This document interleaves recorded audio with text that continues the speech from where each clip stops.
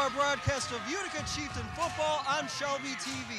Alongside my broadcast partner, Chris Wright, I'm Stephen McDonald, coming to you live this evening from Swinehart Field for our game. This is a good one, Chris, between the Utica Chieftains and the Eisenhower Eagles. Yes, last week the Chieftains had a very disappointing loss against Henry Ford II, so they're looking to get back on board against their rival, Eisenhower Eagles, that they haven't seen in a few years, so it's going to be a great game tonight. Well, we had a chance here in pregame to catch up with both head coaches here from down on the field. Let's see what head coach for the Chieftains, Matt Maruli, had to say. Here with Chieftain head coach Matt Maruli. Coach, obviously a little bit of a tough going here this season, but a great opportunity here tonight against this Eisenhower team. We've talked in the past, you said there's been times where you've played good football, times where you haven't played good football. What does playing good football here tonight mean for this team? I mean, it'll be huge. I mean, we've done we've done some great things, on offense, on defense, on specials, and we hope tonight that we can just put it all together for 4 full quarters. And we know we got a strong opponent. And we're excited. We're excited for the challenge. It's always exciting against Eisenhower. Now, a bit of a rare occurrence for these two teams to meet here on this field here at Swinehart Field, as they will here tonight. Give us some keys to the game here tonight. I mean, we just got to play our best football. Like we know they're going to be strong defensively. We know they're going to be physical up front, and we just got to try and play our best football and eliminate the mistakes. We've had some turnovers in the last few games that have really hurt us, and we just got to play good, disciplined football. Well, as always, we thank Coach Maruli for his time here pregame on Shelby TV. Chris, talk to us about this Eisenhower Eagle team. Well, Ike is also coming out off a loss last week. They had a chance to win the MAC Red against Dakota, but were unable to secure the victory. Now they're looking to get back on track, getting ready for the playoffs, so it's going to be a great game for them. I got a chance to talk to Coach Smith before the game. Let's see what he had to say.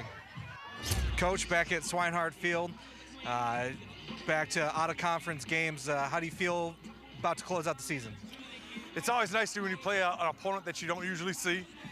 So it makes it for an exciting week to watch film and see some new things that other teams that we've seen haven't done yet. So, and plus it's our crosstown rival and we share a field, so the kids are excited. It's going to be a great game. Yeah, a big rivalry game here.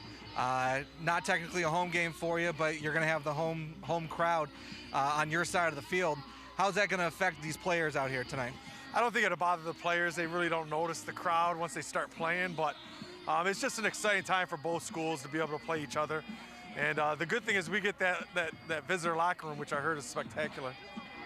What are some keys that you got to beat this Utica team tonight? You know what? We just got to play mistake-free. Try to play mistake-free.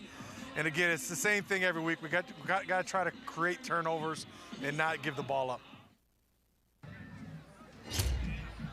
Again, as our pregame coverage rolls along here on Shelby TV, we thank both coaches for their time speaking with us on the track down here at Swinehart Field. The Eisenhower Eagles 29-4-1 in the all-time series with the Chieftains, but this is a new year and a new challenge for these teams here tonight. Kickoff is next on Shelby TV.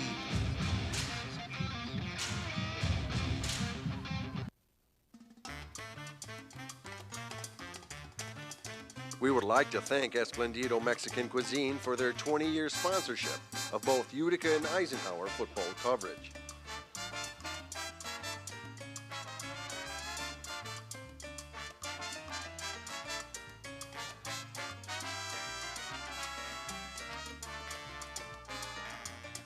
It's that great taste that helps keep a great Shelby Township tradition going.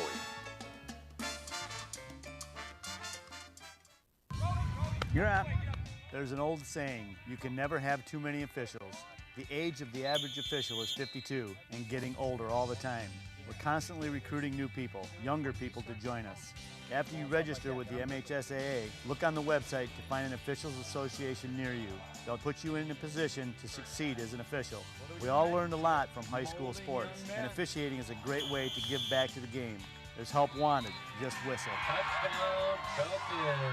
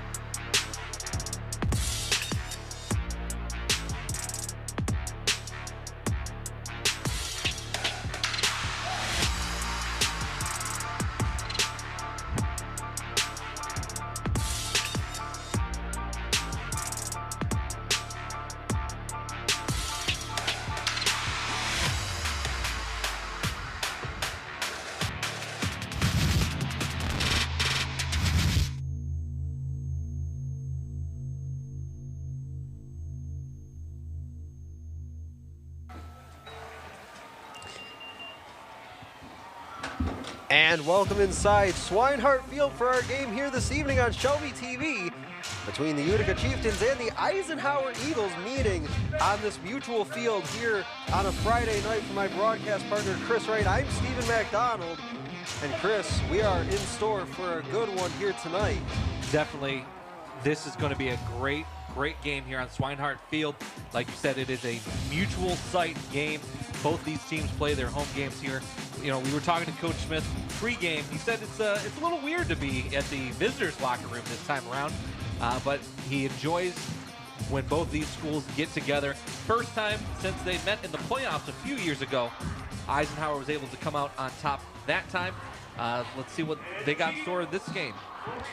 Absolutely. You mentioned Coach Smith kind of joked with us pregame, mentioned it's different being in the away locker room. We saw a shot of the Eisenhower student section on the opposite side of the field. This is something we talked about off the air in pregame, the fact that the students, the fans, the team will have to be on the opposite sideline from what they're used to here tonight, as the Eisenhower Eagles will kick off to begin our game as the quote-unquote road team in this matchup, the Chieftains in their home black here tonight.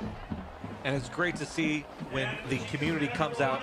Another packed house here at Swinehart Field, especially for the Eagles there on the opposite side as the road team. But the students will come no matter who is the home team. The kick is away, and we are underway here from Swinehart Field. Newman Gwilly fields it inside his 10 and is brought down around the 25-yard line, so his Chieftain offense will start with it there for our first possession of the ball game. And before we get started, you know, these two teams have been on different pathways this season, but it's a rivalry game. Anything can happen on that field. It's any given Friday. It's Friday Night Lights, the best part, high school football. Yeah, you said it. We mentioned there at the end of our pregame show, the Eisenhower Eagles 29-4-1 all time, but the last time Utica won in this series comes back in 2007, a 7-6 final in that one. The last time these two teams met in the regular season. Yes, the last time they met in the regular season. Last official meeting came back in 2017. First play from scrimmage, send it to the near side and brought down. A big hit on first down. Looks like he'll lose about a yard there. John Gall just reads this play from the secondary and comes up, makes a big hit on Tommy Boyd. Maybe a little unsportsmanlike early, but they're going to let these guys play. It is officially a loss of 1 on first down, brings up 2nd and 11 from the 24. Definitely one thing the referees want to maintain is they just want to make sure that this game does not get out of hand. Perozic will go empty in the shotgun as 3 receivers to the top of the formation. He'll take the snap looking that way, goes short underneath, has it complete to Isaiah McGarry around the 30. He'll keep fighting for extra yardage, but is brought down right on that 30-yard line. So they get some yards back on 2nd and 11. Quick pass from Perozic. Just finding the hole in the defense there was McGarry. Finding the soft spot. Is able to bring up a 3rd down and 5 here. Clock running. Just about a minute and a half gone first quarter. Perozic once again alone in the shotgun. 3rd and 5 looking. Wants to go over the middle. Has a complete first down. He's at the 50. He breaks a tackle. He's up the middle of the field and finally brought down. Inside the 35, down to the 31-yard line, and a big completion on 3rd down and 5 goes Tyler Perozic to Tommy Boyd. A big game plan here from Matt Marulli and the coaching staff of the Chieftains. Looks like they are just coming out throwing now. We've seen 5 wide receivers, 2 plays in a row. Looks like it's going to go again for another big first down that play. Perozic checks the wristband for the play, calls the snap. Looks like he wants to take a shot, has Gwilly, and it's dropped inside the 10-yard line. And that is an absolute backbreaker for number 4 in black. Had a walk-in touchdown if he makes the grab. Gwilly definitely just thinking to score before he even caught the ball right in the hands, unable to make the catch at the 5-yard line there. And that's one that you wonder, if you're head coach Matt Marulli, do you go back to Gwilly maybe on the next play, give him a chance to make up for that drop? Because you saw there on the replay, immediately knew what he had done when he dropped that football. 2nd down and 10 following the incompletion. Clock stops just over 2 minutes gone by opening quarter. Ball spotted at the 31-yard line. Perozic wants to pass, looking short side. They do go back for Gwilly this time and zips it right by him, incomplete. This time the Eisenhower defense was able to get a little bit of pressure on the backside of Perozic, but Perozic speeding that throw was a little bit behind Gwilly. Brings up another 3rd down. And this is something we've talked about in past weeks with Perozic, settling down early in games, being able to complete some of these passes down the field, as that brings up 3rd down and 10. And he did complete that one to Tommy Boyd, and they broke it for a big play. We'll see what they come up with here on 3rd down. Eagles defense looking to get off the field. Perozic will go empty once again. Looking to the left, went in the direction of Isaiah McGarry, falls incomplete. Looked like he might have gotten a hand on it. Looks like he's nursing that arm right now. Might have just stubbed his fingers, but looking at the replay, Perozic right to McGarry, unable to make the connection. McGarry was just 1 step away from that ball. And with the ball spotted at the 31-yard line of the Eisenhower Eagles, the offense will stay out on the field here as Perozic brings in the play. Clock shows 9:49 to go opening quarter. First possession of our ball game. Eisenhower kicked it away. 4th down and 10 from the 31. Perozic looking, has time, wants to throw it to the far side, and it falls incomplete. And that'll be a turnover on downs.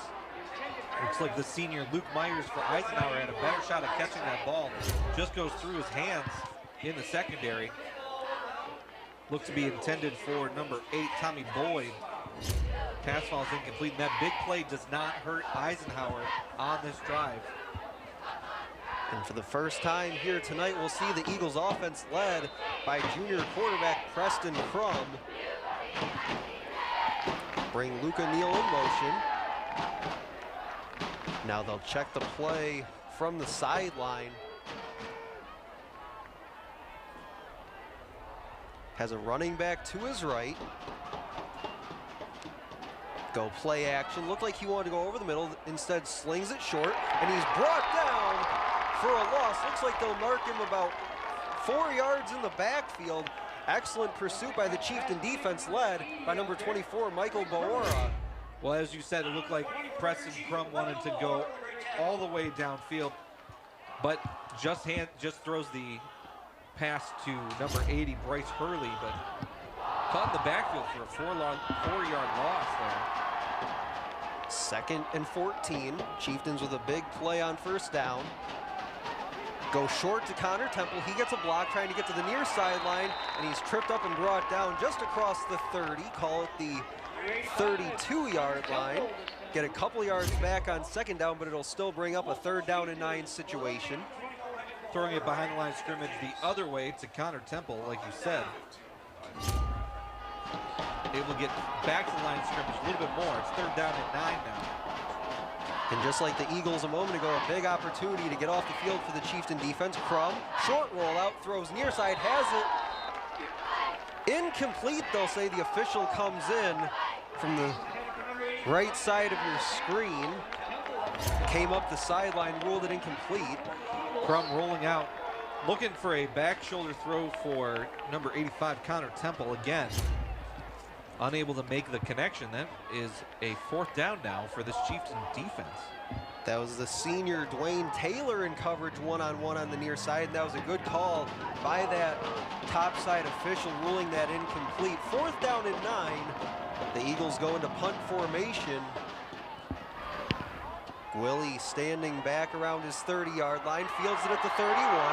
He'll look to turn it upfield, gets to the 40, spins off a tackle, and is brought down there at the 41-yard line. So the defense is standing tall here early on. Second possession upcoming for the Chieftain offense. Gwilly, a dangerous returner, as we saw last week here at Swinehart Field against Henry Ford II. Eagles able to contain him to only about a 10-yard, 5-yard, 10-yard return. And when we hear from Coach Matt Marulli, he talks about we've had moments where we've played good football and bad football. That drop on the last possession, probably one of those, as Perozic looks to pass, goes short for Cleaver, tries to cut his way back to the middle, and gets knocked down around the 44-yard line. Short gain on first down, but a positive gain. Chieftains again able to find the holes in the defense there, just throwing it to where the defense isn't. Cleaver able to get a couple more yards after that catch. Second down and 6 now. Giovanni Rowe, the junior, number 54 in white, the man that brought Cleaver down. 2nd and 6, rolling inside 8 minutes here, first quarter from Swinehart Field. Perozic will once again go alone in the shotgun. Calls the snap. Pressure coming from O'Neal, he'll throw it. And that ball skips incomplete across the 50. It looks like Perozic is down.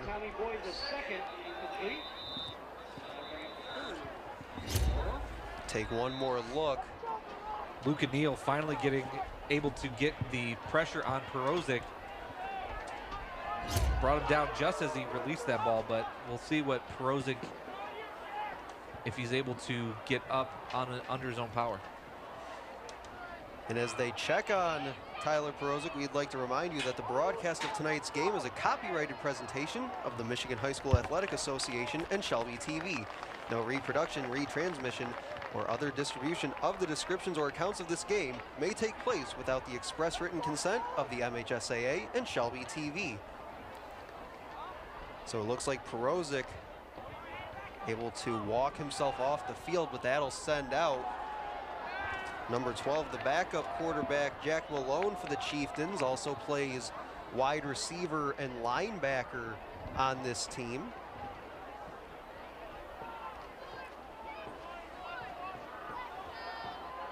Another big third down coming up. Last week, Chieftains were only able to go 3 for 11 on third down, but already they're 1 for 2, so let's see what they can do here.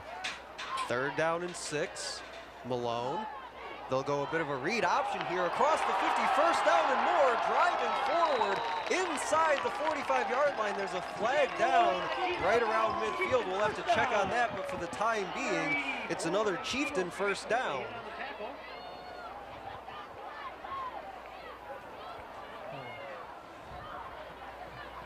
During the play, clock in the back on the offense, 10 yards, repeat, 3rd down. Block in the back called against the Chieftains. And there you see number 5 with it. Looks like Zachary Conley guilty of that illegal block. Brings up 3rd down and 11. Ball now spotted at the Chieftain 40. So they have to get it into plus territory to the Eisenhower 49-yard line for a 1st down. Clock running, just over 7 minutes to play here in the 1st quarter. That was now 2 plays in a row that the Eisenhower defense was able to get pressure in the backfield. Before that read option, Malone was able to get upfield. Let's see what they call here. Taking some time to set things up are the Chieftains. 3rd and 11, Malone gonna look to scramble, and he's gonna go down. A sack for Giovanni Rowe. And again, the Eisenhower defense comes up big on 3rd down. Pressure off the right side of the defensive line. Gets enough. And like you said, Giovanni right there, able to get the sack. Giovanni Rowe, the junior, brings up 4th down and 17. Chieftains will look to punt. Deep man for the Eagles between the 40 and 35-yard lines. Snap, kick is away. Stepping up and calling for the fair catch was Luke Myers. It's the Eagles offense with their second possession of the ball game take over on their 40-yard line. No score first quarter between the Eagles and the host Chieftains.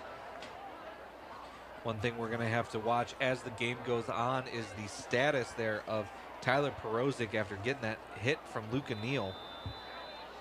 See if he's able to come back in this game. It'll be Kamari Charles, the running back, as he gets the handoff from Crum, pushes ahead, and looks like falls forward for a gain of about 4 on first down. We've seen several running backs here this season. Kamari Charles able to get up the middle for a few yards. They'll go play action this time, looking to go underneath as it falls incomplete. Isaiah McGarry, the man in coverage, looks like they wanted Bryce Hurley. Looked like a quick throw there from Crum. Just not able to connect with his receivers so far early on in this game. So far, some good coverage by this Chieftains secondary. Brings up 3rd down and 6. Bring the man Hurley in motion. Looks like they want to go option here. They pitch it out to Hurley, and he'll get brought down right at midfield, and that should be good for an Eisenhower first down. Crum on the option gets lit up in the backfield, but not before he could pitch that ball to Bryce Hurley and get them a first down right at midfield. So both quarterbacks here on a cold night in Utica taking some big hits here in the early going. They'll go handoff once again up the middle. Looks like he'll go ahead for 5 yards. Once again, that was Charles on the run.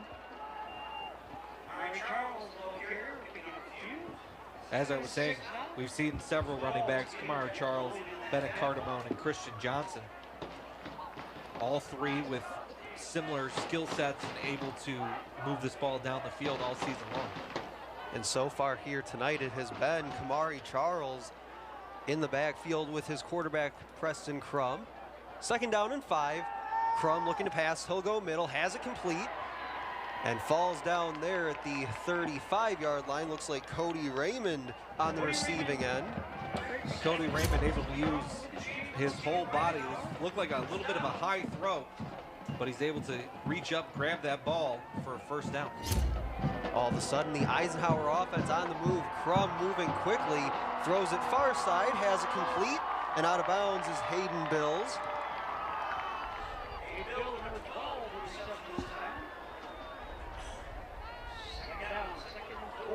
Call it a gain of 6. It'll be 2nd down and 4. Now inside the 30-yard line. And the clock stops with 4:32 to go first quarter. Crum looking to air it out, steps up in the pocket. Now he'll tuck it and run. Has the first down. Across the 20, inside the 15 to the 10. Trying to turn the corner and gets thrown out around the 5-yard line. A couple flags down on the run. He was finally brought down by Dwayne Taylor. Preston Crum able to escape the pocket using the umpire there as a little bit of a screen. But let's see what this penalty is going to be.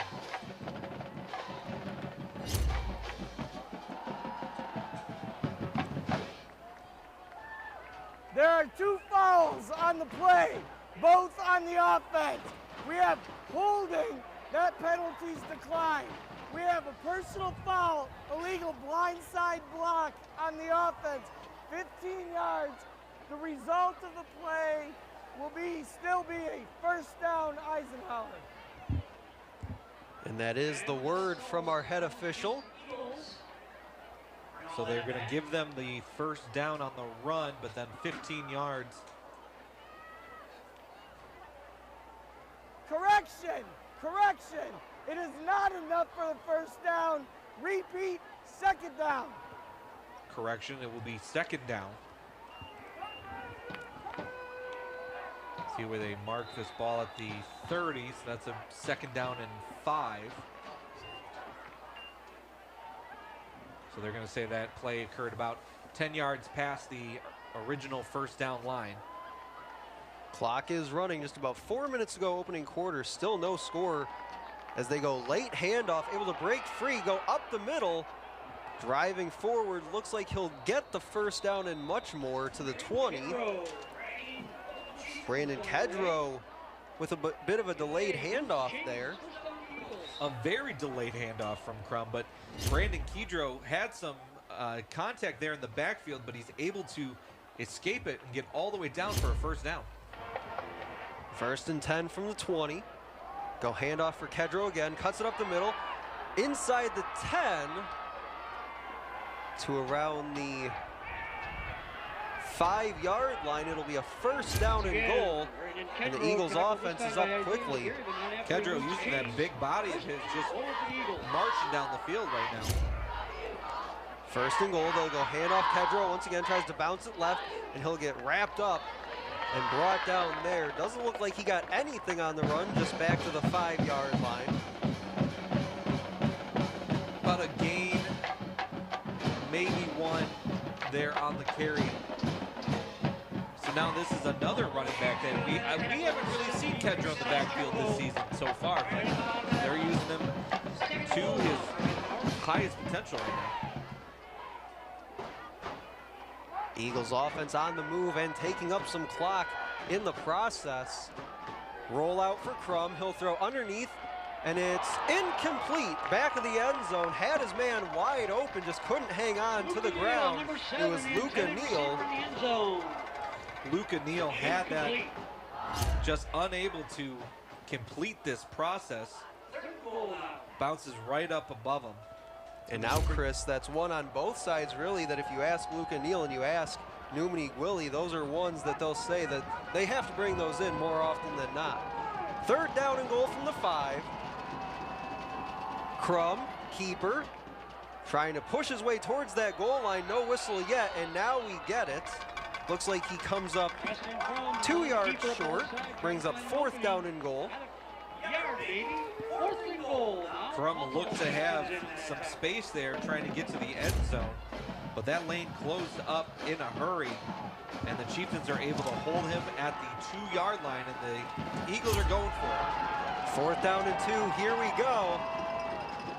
Crum, hands off, Kedrow pushing his way forward. Did he get there is the question. He did. Touchdown, Eagles. Number 1, Brandon Kedrow reaches the end zone. A little bit of a delayed response from the officials. There you see the Eisenhower student section cheering on their team. 6 points for the Eagles. It was a 2nd and even 3rd effort that allowed Kedrow to get in for 6. It'll be Myers to hold on the extra point. Kick is up. And the kick is good, which brings our score. The Eisenhower Eagles 7 and the Utica Chieftains 0, but they will get the ball back here in just a moment, looking to respond. Like you said, 2nd, 3rd, 4th efforts for Kedrow. His knee was down, but the ball had crossed the plane. 7-0 Eagles here with 2 minutes to go in the 1st quarter. It was Daniel Yarrington and Sal Churko very close to bringing down number 1 at the line of scrimmage. Would have kept him out of the end zone, but just couldn't bring him down. He kept driving forward until he got across that goal line. So 7-0 is our score here on Shelby TV. Alongside my broadcast partner, Chris Wright, I'm Stephen McDonald.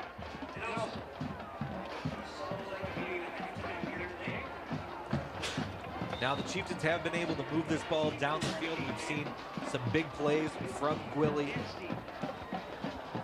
Definitely should have 7 points on the board, but let's see what they're going to answer with. If they stick with the 5 wide passing downs, or if they change it up a little bit. 2:08 to go here in the 1st quarter. Newman Gwilly is one of the deep men for the Chieftains here, standing about his 5-yard line. Kick is away. Gwilly takes it around his 10, gets it up to the 25, and he'll be driven out right around the 26-yard line. Great return by Chieftain number 4, Millie McWillie. Chieftains coming into play here tonight, 1-6 on the year, 0-3 here from Swinehart Field this year. Jack Malone coming back in at quarterback. Still haven't seen any update on Tyler Perozic. Yeah, taking a quick look at the Chieftains sideline below us. Perozic on the bench right now. As Utica comes to the line, first down and 10, 2:01 to go. They'll go handoff, but we have whistles at the snap. Before the snap, timeout, Eisenhower. Their first charge timeout of the half. Eagles call timeout.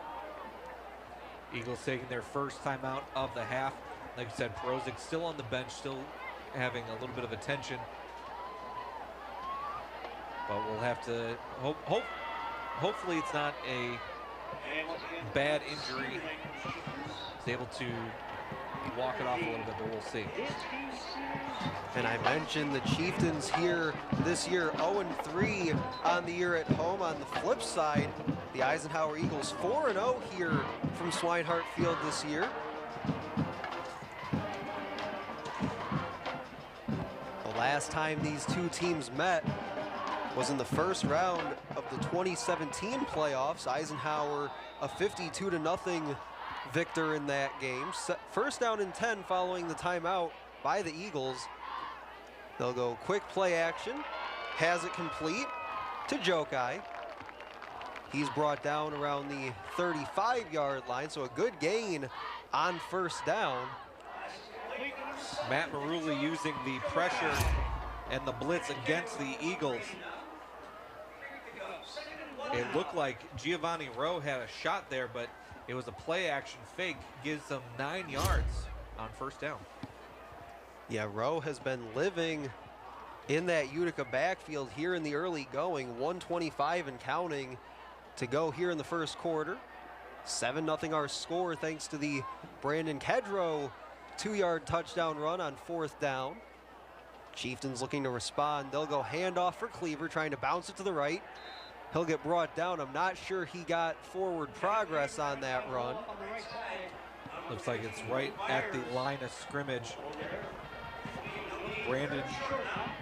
Giovanni Rowe again calling his name a lot tonight on the tackle. Coming off his end spot, ends up right at that line of scrimmage. So inside a minute to play here in the opening quarter. 3rd down and 1 from the 35. We'll see what head coach Matt Marulli draws up here, needing just a yard for a new set of downs. Malone in the shotgun has a running back to his left. They will hand it off to him. This looks like Baora, and he gets the first down to the 40-yard line. Number 24, Mike Baora. Mike Baora able to find the lane right up the middle. Only needed a yard, but gets about 5 on the carry. It brings up a first down. And it looks like we will take this to the end of the first quarter with our score, the Eisenhower Eagles 7 and the Utica Chieftains 0, but they are on the move as they'll begin the second quarter of play from the 41-yard line. Coming up tomorrow, October 15th, make sure you check out the Shelby Township Fire Department 2022 Open House, 10 a.m. to 2 p.m. at Station 1 at 6345 23 Mile Road. Tour the fire station and meet your local firefighters. They'll have educational demonstrations, a candy drop, a dunk tank to benefit the Great Lakes Burn Camp, and what I'm looking forward to the most, meet Sparky the dog down at the fire station. Again, that's Station 1, 6345 23 Mile Road. Tomorrow, October 15th from 10 a.m. to 2 p.m. Hope to see you there. Yeah, you know what, Chris? We have that read that we do for that event going on tomorrow, and I have to be honest with you, I feel like they should put Meet Sparky the dog right up there at the top of the list of things that we got to read off. I feel like you have to start with that. Let the people know what they're really getting into. Are you going to be in the dunk tank tomorrow morning? I mean, it's going to be a cold one. It's going to be a cold one. I can tell you I won't be in it, but will I participate? We'll see. First down and 10 at the start of the second quarter from the 41-yard line. Bring Willie in motion. Malone still the quarterback for the Chieftains here as they run it up the middle, get a couple yards on first down. Michael Bahora again able to run up the middle, gain about 3 yards on the run. And again, if you're just joining us here on Shelby TV, my broadcast partner Chris Wright, I'm Stephen McDonald. Jack Malone in at quarterback for the Chieftains here as Tyler Perozic went down with what looked to be some sort of leg injury back in the first quarter of play. Have not seen him since he went down, but the Chieftains find themselves down just a touchdown here one play into quarter number 2. Second down and 7. Malone will go handoff again for Bahora. Makes a man miss. That was Giovanni Rowe, but he gets stacked up there. Looks like he gets driven back to about the line of scrimmage, so no gain on second down. Eagles show blitz right off the bat, but unable to escape it was Michael Bahora. Tried running up the right side and cutting back up the middle, but he's just met with a host of Eagles there. It is no gain on second down, so third down and 7. They need the Eisenhower 49 for a first down. Just about a minute and a half gone by here in the second quarter already. Third down and 7, Malone. Go quarterback draw all the way, and he falls forward. Looks like he has enough for the first down. Knew where that first down line was, and he took a dive right across it, and they'll give him the 48-yard line. Designed quarterback run, Jack Malone. And as you said, normally the wide receiver just hesitates for a second and is able to get that first down. And we've seen him a little more mobile than maybe what we've seen Tyler Perozic in past games. So something that head coach Matt Maruli kind of unlocking here with his backup quarterback now in the game. First down and 10 from the 48. Chieftains looking to tie the game at 7. Looked like they wanted to bring Tommy Boyd back in motion, but a timeout used. They use their first of the half now, each team with 2 remaining timeouts for the rest of half number 1. So far, the Chieftains finding success on third down, 3 for 5 to start this game. And as I said last week, they were 3 for 11. So definitely a better game played so far from the Chieftains. But it is a rivalry game, and anything can happen here at Swinehart Field. Yeah, and one thing we always go back to with this Utica team, that message that head coach Matt Maruli had about sometimes we've had good moments of football, sometimes we've had bad moments. It's about building on those good moments and just making more of them. And so far in this first half, they've really played a pretty solid first half of football against this Eisenhower team. But one thing they have to account for is 54 in white right now. First down and 10 out of the Chieftain timeout. Swing it out, looking for Tommy Boyd. This looked like a backwards pass as it skips out of bounds on the far side. They will call it a backwards pass. Tommy Boyd, a little danger there. It looked like John Gowell might have had a chance to recover it, but it just falls out of bounds.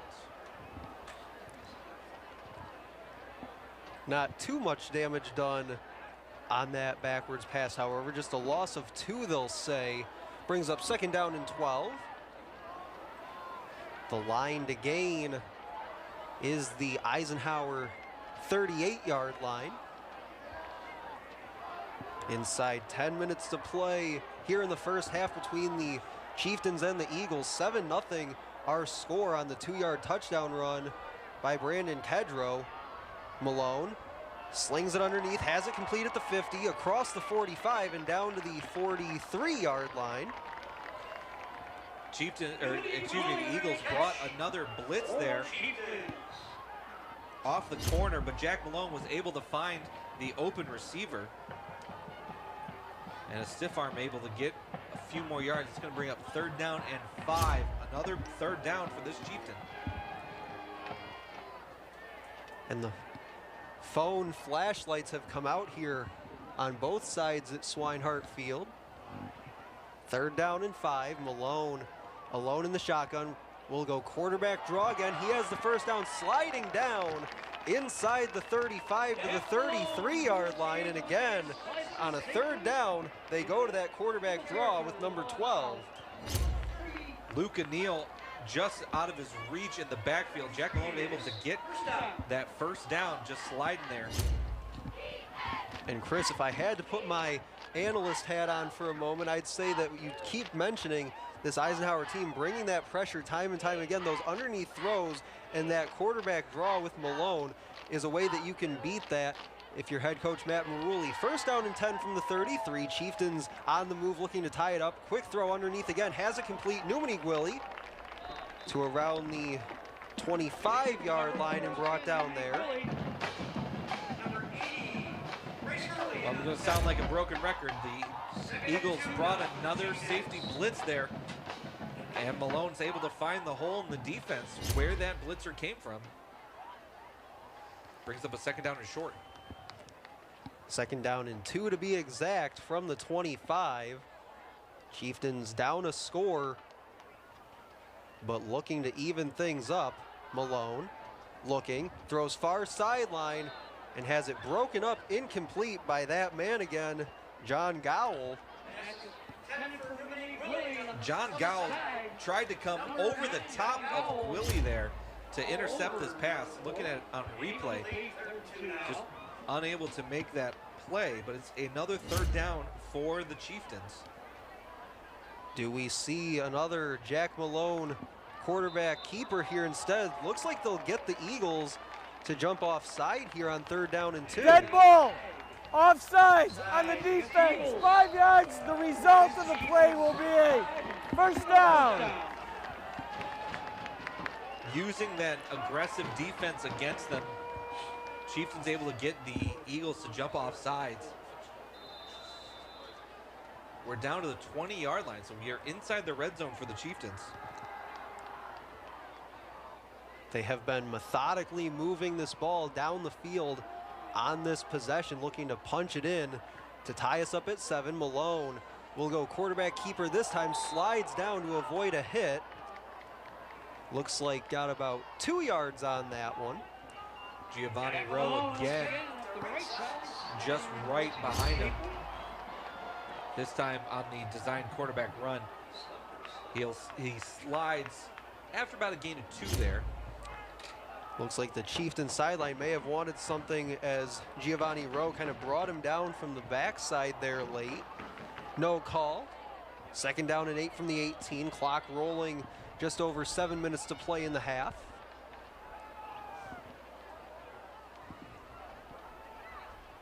Malone takes a look, calls the snap. He'll look middle, throws middle, has a man, it's caught! Touchdown Chieftains! Isaiah McGarry, 18 yards from Jack Malone. Well, that time the Eagles defense dropped back 8 players, but Malone's able to find the hole in that defense right over the middle. And Isaiah McGarry able to come up with the touchdown. See if they're able to get this extra point, tie this game up. The extra point from Vincenzo Maltese. Malone will be the holder. The kick is up. And it is good. So our score is all knotted at 7 between the Eisenhower Eagles and the Utica Chieftains. Take one more look at that 18-yard strike. Jack Malone to Isaiah McGarry.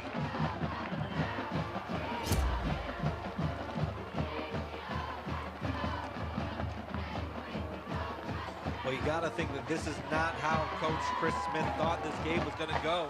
Here we are, under 7 minutes to go in the first half. It's a tied game, 7-7.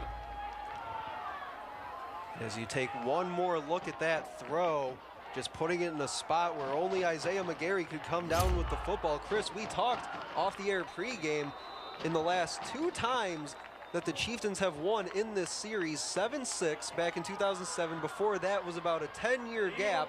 They won 10-9 in that one in the late 90s. So, as you said, this is kind of where the Chieftains want to win this football game, is in a lower scoring kind of defensive game like this. But with 6:55 to go in the half, 2 timeouts for both sides, the Eagles will look to get the football back and try to regain the lead just before the half. They'll also get the football to start the second half as well. As the ball comes off the tee, it'll be reset. 7-7 our score. It was a 2-yard touchdown run on 4th and goal from Brandon Kedrow that opened the scoring, and then the 18-yard strike to Isaiah McGarry will go onside kick and covered up right at midfield. Falling on it was Jonah Tchaikovsky. Smart play by the Chieftains there, trying to catch the Eagles off guard, but they're able to recover that onside kick. They're going to start this drive at the 50-yard line. Yeah, we've seen head coach Matt Maruli do that in the past, not afraid to go to that onside kick in a situation like that. First down and 10 from right at midfield. Crum looking to pass. Correction, it was a handoff to O'Neal. Stretches it to the far sideline and out of play. A little bit of misdirection there on the play. Luke O'Neal put in motion and it takes the handoff. Able to get to the outside, and great blocking downfield there by Brandon Kedrow. Gets him a first, it's a 2nd down and 8 is what they'll say. Yeah, gain of 8, 2nd down and 2 from the 42. This time keeper for Crum. He'll get met in the backfield and dropped. Back outside the 45. Looks like they'll spot it at the 46-yard line, so a loss of about 3. Looked like somewhat of an option there. Didn't know if Crum wanted to hand that off to O'Neal or possibly throw it backwards to Bryce Hurley. It's 3rd down. Quickly back to the line, 3rd and 5, sling it out wide to the far sideline, incomplete. Coverage put on by number 2, Isaiah McGarry. Preston Crum with a hurried throw there. That was Isaiah McGarry on the coverage. And it looks like they're going to punt from their own, or from the opposing 48-yard line. That pass by Crum intended for Hurley, as Numini Gwilly will stand at his 15-yard line. Kick is away. It's a low kick. Lands at the 20, takes an Eagles roll to the 10, and out on the far sideline there. So the Chieftains will take over 1st and 10, deep in their own end, but in a 7-7 ball game with 6:08 to go here in the first half. They're going to spot this ball at about the 11-yard line is what it looks like.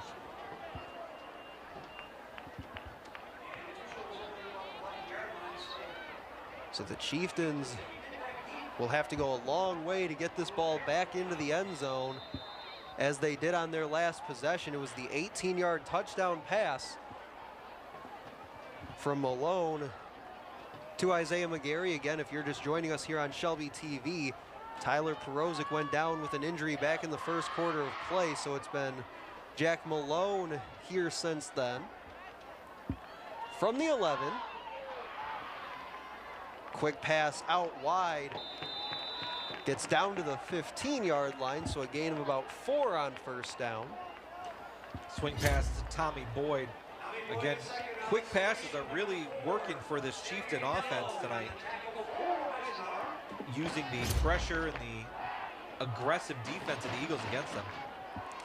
They've also seen some success with that quarterback draw with number 12 on the field. Not something that we typically saw with Perozic in the quarterback spot, so a different wrinkle here maybe than the Eagles were planning for. 2nd down and 6 from the 15. Again, both teams with 2 timeouts left in this half. Malone hands off, jump cut in the hole, gets over the 15-yard line to about the 17. So a short gain on 2nd down. That'll bring up 3rd down and 3. They need the 21-yard line for a 1st down. Jeff Cleaver there finding the lane in up the middle, able to get the cutback, gain a few extra yards there. 3rd down and 3, like you said. So far, they are 4 for 6 on 3rd down. And in this sort of short yardage situation, they do bring in the bigger back. Michael Baora will stand next to his quarterback, Malone. Couple receivers split out to the top of your screen. 3rd down and 3. They do go handoff for Baora. He trips up at the 15, falls forward. Ball looks to have come out. Recovered by the Chieftains, but looks like they'll say he was down anyway. Came up short either way of that 1st down line to gain as you take one more look at the run. Bahora slipped right as he made his cut there. And the Eagles were able to capitalize on that and just group tackle him down. 4 minutes to go here. 4th down and 3 from the 18. They'll line up to punt with Drew Fromm in punt formation. Deep man for the Eagles stands right at midfield.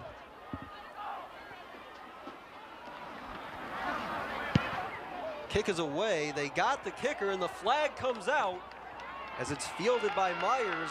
He gets to the 50 and stacked up there by the Chieftains special teams, but again, Fromm did go down on the kick, and the flag came out.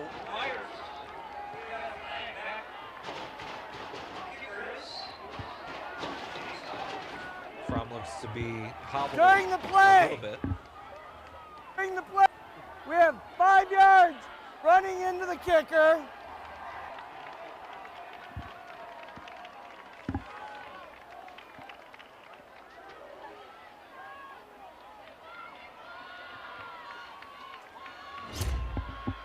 Take one more look at it, just coming in right there at the end. Got to give that punter room During to come the play, down. 5 yards running into the kicker. The result of the play is a 1st down. I was looking. And you hear it there, the result of the play, the Chieftain offense will come back out on the field following the penalty on the punt. Spot the ball at the 22-yard line. They'll have it 1st and 10 there. 3:31 to go in this 1st half.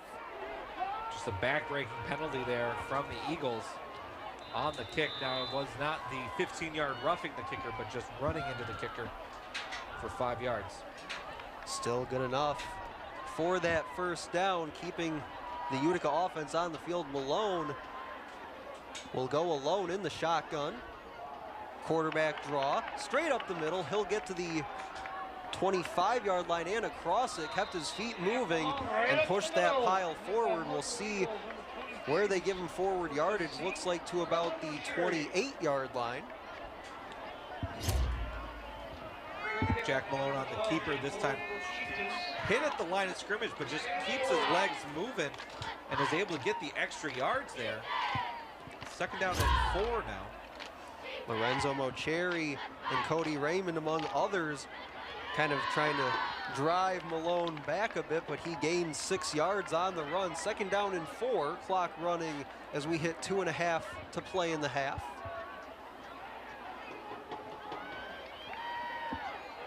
Malone, buying time over the middle, caught! Tommy Boyd takes a big hit, but a big 1st down to the 40 and down at the 41-yard line. A little bit of a head fake there from Malone as he fakes the run. Is able to throw that right down the middle, and it's a 1st down for the Chieftains.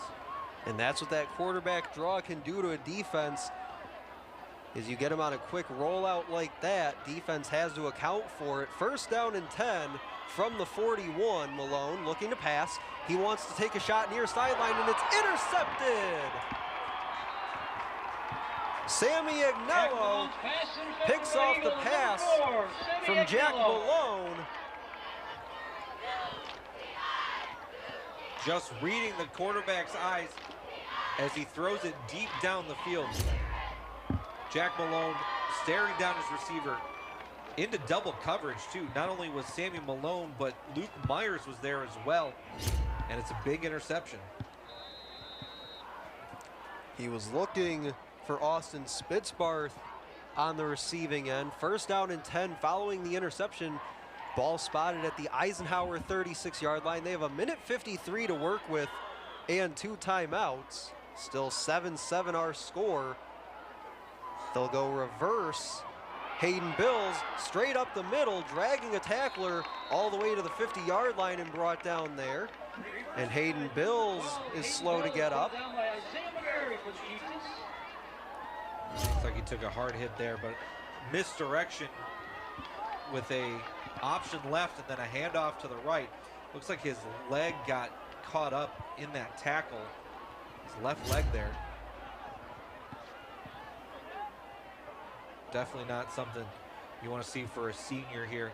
His final regular season game at Swinehart.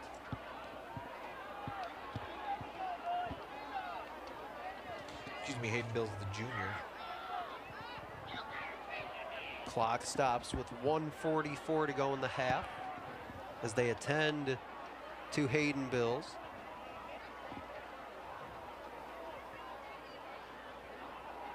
Eagles got on the board first. It was a 2-yard touchdown run on 4th and goal from Brandon Kedrow, then an 18-yard touchdown pass coming from Malone to Isaiah McGarry. So Malone now a touchdown and interception here in the first half of play.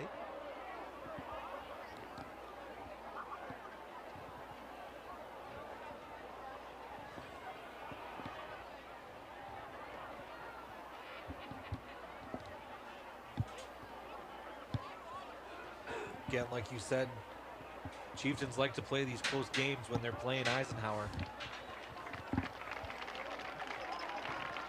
Bills does make his way back to his feet as he slowly makes his way off.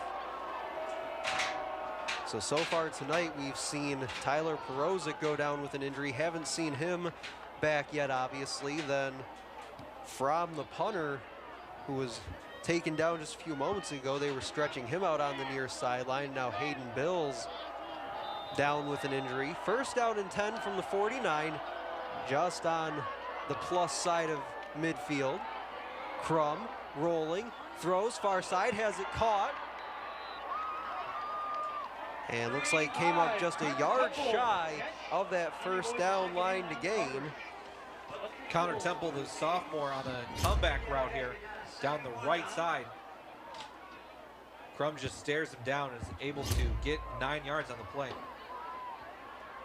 Second down and 1 from the Chieftain 40. Crum, deep drop again, taking a deep shot this time down the field, incomplete, looking for Connor Temple, but the flag comes out in the secondary. Looking for Connor Temple again, like you said. See what they're going to call on this flag. During the play, defensive pass interference, 15 yards. Pass interference for 15 yards. Automatic first down for the Eagles. Take one more look at that deep shot. Looks like Numini Gwilly was the man in coverage for the Chieftains. Got called for a couple of pass interference penalties a week ago in their 21-17 loss to Ford. They'll go reverse again. Chieftains have it well defended, but how about this? Finding a bit of a running lane, but getting absolutely dropped on the run. That was Bryce Hurley, and he got stood up by Michael Baora. Looked to be in danger in the backfield there, but we're back to play. Crum climbing the pocket, he'll tuck it and run. He'll get to the 10, to the 5, lowers his shoulder and driven out inside the 5-yard line. Another big hit put on by the Chieftain defense, but some excellent chunk of yardage for the Eagles offense.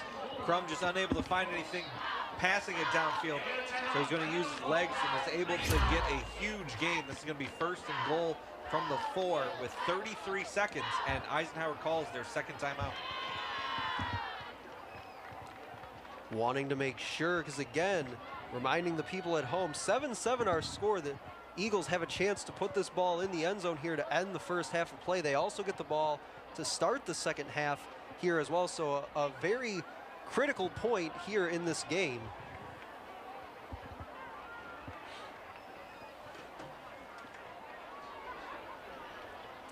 Ball is spotted at the 4-yard line. It'll be 1st and goal from there. See if Eisenhower can punch it in, or if the Chieftain defense can come up with a stop to end the half. It'll be Crum in the shotgun. Looks like he has Kamari Charles as his running back. Bring a man in motion. Handoff goes to Charles. Correction, they swing it out this way. And he'll be brought down, short loss, back to the 5-yard line. And again, that misdirection kind of giving me some fits there. This will be a flag on the play. Like he fakes the handoff there to Charles. Let's see what this flag is. It'll be against the Eagles. Looks like they're backing it up all the way back outside the 15 to the 16-yard line. So it'll be 1st and goal from there. Clock running, 20 seconds to go in the half. Again, Chieftain defense looking to get into halftime. Crum looking, wants to throw back across the field, has a man, corner of the end zone, and it's caught but out of bounds, incomplete. As it looks like Dwayne Taylor, the man in coverage. Connor Temple just had his toes on the sideline there, out of bounds. He makes the catch, but is out of bounds, and it's 2nd down. So here we go, 2nd down and goal. Ball spotted at the 16-yard line, 12 seconds to go. So realistically, if you're Eisenhower, you have about 2 more shots at it here. Crum looking to pass, steps up, he'll tuck it and run, has some room to the 10-yard line, makes a man miss, and is dragged down around the 8-yard line. So gets half that yardage back. It'll bring up 3rd down. Eisenhower's going to use their final timeout of the half. 4 seconds to go, so they'll have 1 shot at this, or 2 if it's a quick throw. But we'll see. That's playing with fire a little bit. Yeah, 3.9 seconds is all that's left here in the first half of play from Swinehart Field on Shelby TV. My broadcast partner, Chris Wright. I'm Stephen McDonald. And again, Chris, with this 3rd down and goal situation, if you're head coach Matt Marulli, looks like they'll line up and just take the field goal here. I was going to say you have to make 1 final stop, and that goes back to the sometimes you've played good football, sometimes you haven't, but they'll try to take the 3 points here into half, and it's no good! He pushed it left, and we will go to the half, tied at 7 between the Eisenhower Eagles and the Utica Chieftains. It was Brandon Kedrow from 2 yards out on 4th and goal from the 2 that opened the scoring, and then an 18-yard touchdown pass, Jack Malone to Isaiah McGarry, and with the missed extra point, that is how we send you to the half. The Utica marching band and dance team will perform here at the half. 7-7 our halftime score. You're watching Shelby TV.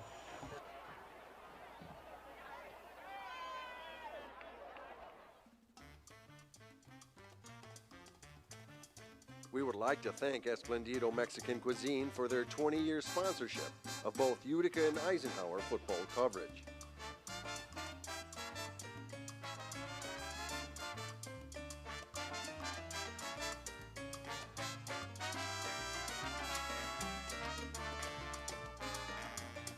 It's that great taste that helps keep a great Shelby Township tradition going.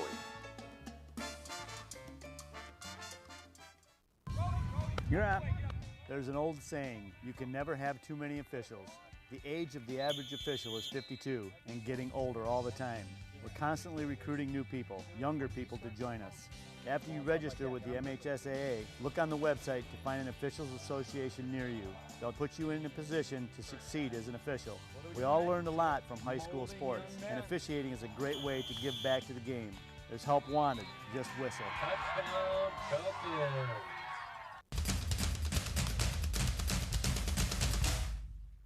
As the voice of Michigan student athletes, the Student Advisory Council's role is to convey the message of how high school sports are supposed to be played. We were responsible for helping the MHSAA maintain a positive and healthy atmosphere in which interscholastic students can thrive. We believe athletes should be competitive, sportsmanlike, and excel academically. We believe students in the stands should have fun, but not take the focus away from the game. We believe coaches should act as teachers, helping student athletes develop while still keeping high school sports in perspective.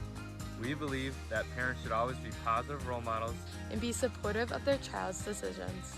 We believe officials commit their own time to high school sports. And respect should always be shown and given to them. The most important goal for student athletes is to enjoy high school sports while maintaining a high level of respect for all those involved in the games. Enjoy the game.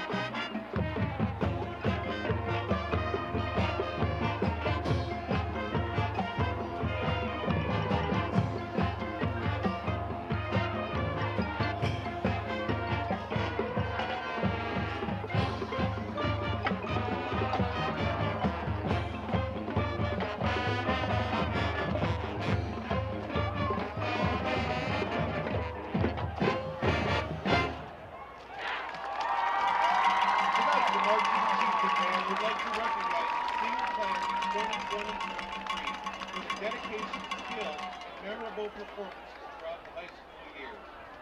Marching band seniors, please fall out to the sideline. These seniors started performing with the marching band at the 2019 show with Brady Shelby. The sophomores, they performed the piano man. Last year, as the juniors, they went on a Disney journey. And this year, they've led the band performances of Sun, Moon, and Stars. Here are the marching chieftain band class of 2023 singers. Ethan Britton, telephone. Grace Brzezinski, telephone. Maddie Cantrell, drumline. Jacob Caesar, drumline. Olivia Chopsky, color guard. Jordan Durkee, clarinet. Emma Dusterhoff, clarinet. Michael Green, trumpet. Bryce Harrison, alto sax. Lee Holden, trumpet. Erica Holmberg, flute. Stacy Keene, trombone. Zoe Lawrence, trombone. McNair, flute. Ryan Mandela, tuba. Coltrane Monteleone, alto sax. Stephanie Montine, color guard. Dan Olaf, baritone. Emma Phillips, drum major. Ashley Patel, flute. Lila Saviano, drum major. Maria Turner, trombone. Savannah Van Tamel, color guard. Ann Waterstrat, baritone sax. Abby Williams, clarinet. Elena Wiswell, tenor sax. Nathan Runschel, drumline. Friends, family, and fans, please give a big round of applause to the Utica High School Marching Chieftains class of 2023. You will be greatly missed. Please call in and return the name. An honorary marching chieftain is also moving on this year, our beloved Officer Leslie. Thank you for being a guiding light every home game and protecting our children. Officer Leslie, we wish you the absolute best that life has to offer. You deserve it and more. Thank you. The marching chief will slow down the pace as we turn our attention to the Big Apple with a beautiful ballad for a Broadway classic. Miss Saigon was performed over 4,000 times between 1989 and 1999. This next piece, the main characters, Kim and Chris, as they profess a newfound love for each other. This song expresses how destiny brought them together despite coming from seemingly conflicting backgrounds. Listen for a trumpet duet by seniors Michael Green and Emma Phillips, along with a color guard solo by sophomore Allison Tuttle, as drum major Lila Sapiano conducts the marching chief presentation of Sun and Moon.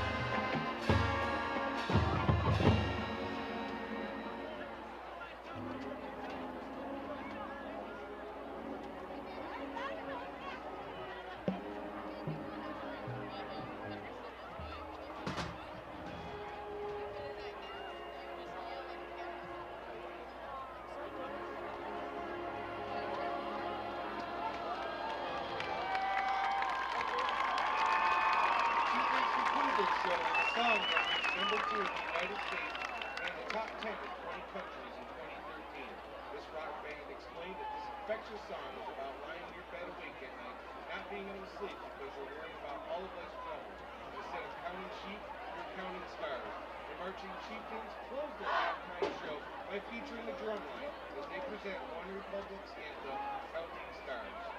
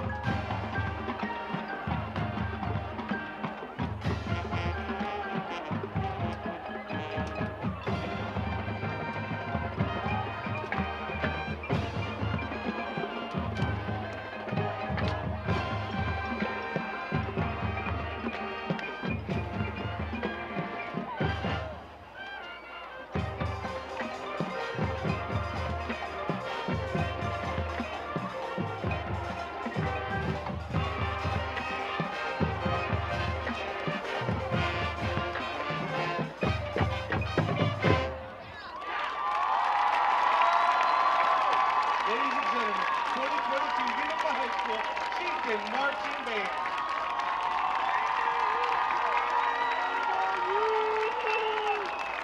Once again, seniors, congratulations.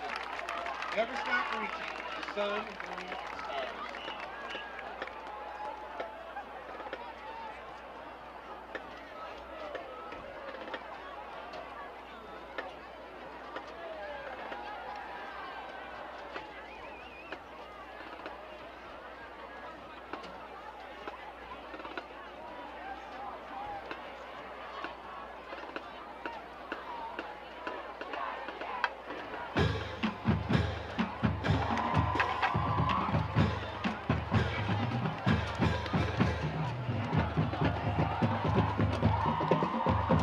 Full offense, sit tight. Stand clear off the field. Quiet it out. We bring out the University dance team.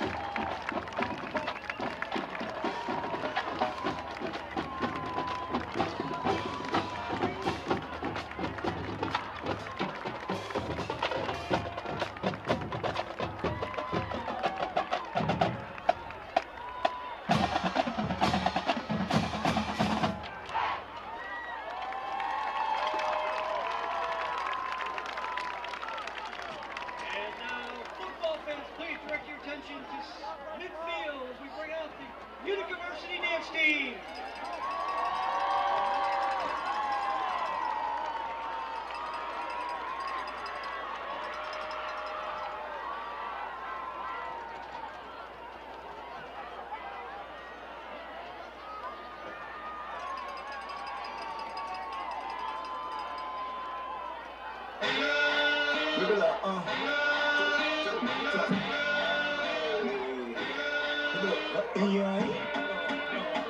Shake your body, baby, so brand new.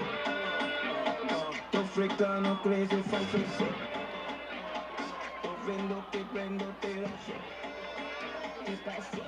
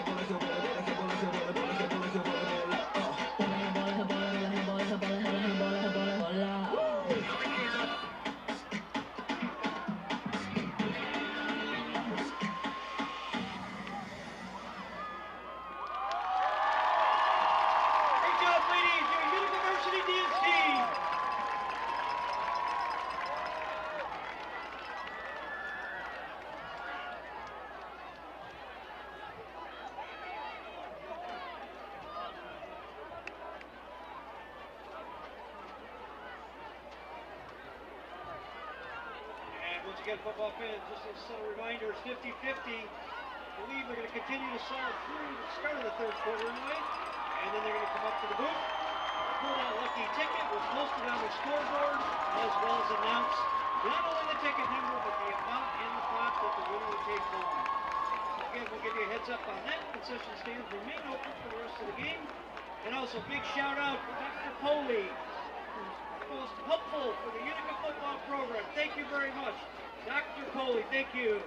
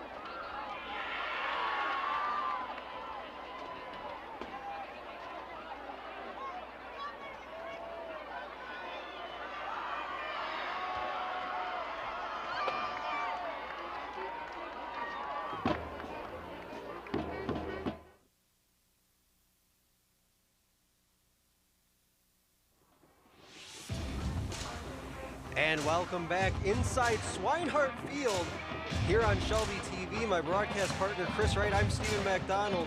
7-7 our score entering the second half of play between the Utica Chieftains and the Eisenhower Eagles. Chris, just the third meeting between these teams here from Swinehart Field since 2007. As we see Tommy Boyd right off the bat on the first possession. Chieftains came up empty.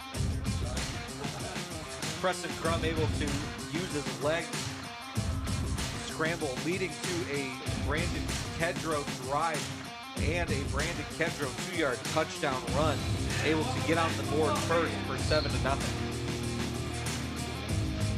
And then it was Malone leading the team again. Tyler Perozic went down in that first half with an injury, and Malone more than serviceable, I'd say, in that first half. As you see here, the 18-yard touchdown between he and Isaiah McGarry, but then the interception a few series later. Eisenhower again able to drive down the field. It's been hard hitting all night long here. These two rivals don't want to give an inch, but it was a missed field goal at the end of that second quarter that gives us a 7-7 score. Definitely something that's going to shock the Eagles. They're going to get the ball first to start this second half, so they're going to be looking to get on the board quickly, take that lead, and move forward from there. And just to remind the folks watching at home, again, we welcome you into our broadcast to remind you 29-4-1 are the Eagles all-time in this series. These two teams met regularly between 1997 and 2007, but again, since that 2007 game, which Utica won 7-6 here from Swinehart Field, since then just two other meetings, including here tonight. Now the Chieftains have tried an onside kick this game, so let's see what they're going to try here. Good to see Fromm also back up after being run into earlier, but he's back kicking again. This time a little squib kick fielded at the 30 by Eisenhower to the 40-yard line and driven out there around the 42. Number 15, Luke Myers. Luke Myers, the return man. Some quick stats here, as you see Tyler Perozic on crutches, so he will be out of this game for the rest of the night. Some quick stats: Eisenhower 1 for 4 on third down, while the Chieftains 4 for 7. So some success on third down is definitely what's keeping the Chieftains in this game. First possession of the second half, handoff goes to Kedrow. Lunging forward, gets about 5 on first down. Down at the 48-yard line. Kedrow takes his handoff and just drags defenders behind him. You can see Bahora trying to knock that ball out. Second down and 5 now. 30 seconds into half number 2. Crum, hands off again. Stacked up in the backfield, deep in the backfield, and finally brought down. Looks like Jack Malone, the now starting quarterback for the Chieftains, in on that stop. Again, one of those starting linebackers for this Chieftain defense. Kedrow hit at about 2 yards back of the line of scrimmage, originally by number 55, Tyler Ali. It's going to bring up a third and very long here for Ike. Yeah, third down and 13 from their 40. Short roll for Crum. He'll launch it deep down the far sideline, and it falls incomplete. Numini Gwilly in one-on-one coverage there. Pass intended for Luke O'Neill. It looked like he was going to be able to run under that ball. It did look like his progress was impeded, but no flag, and it's going to bring up fourth down. Fourth down and 13. Punting units for both sides step out on the field. Gwilly will step back to around his 27-yard line, awaiting this punt.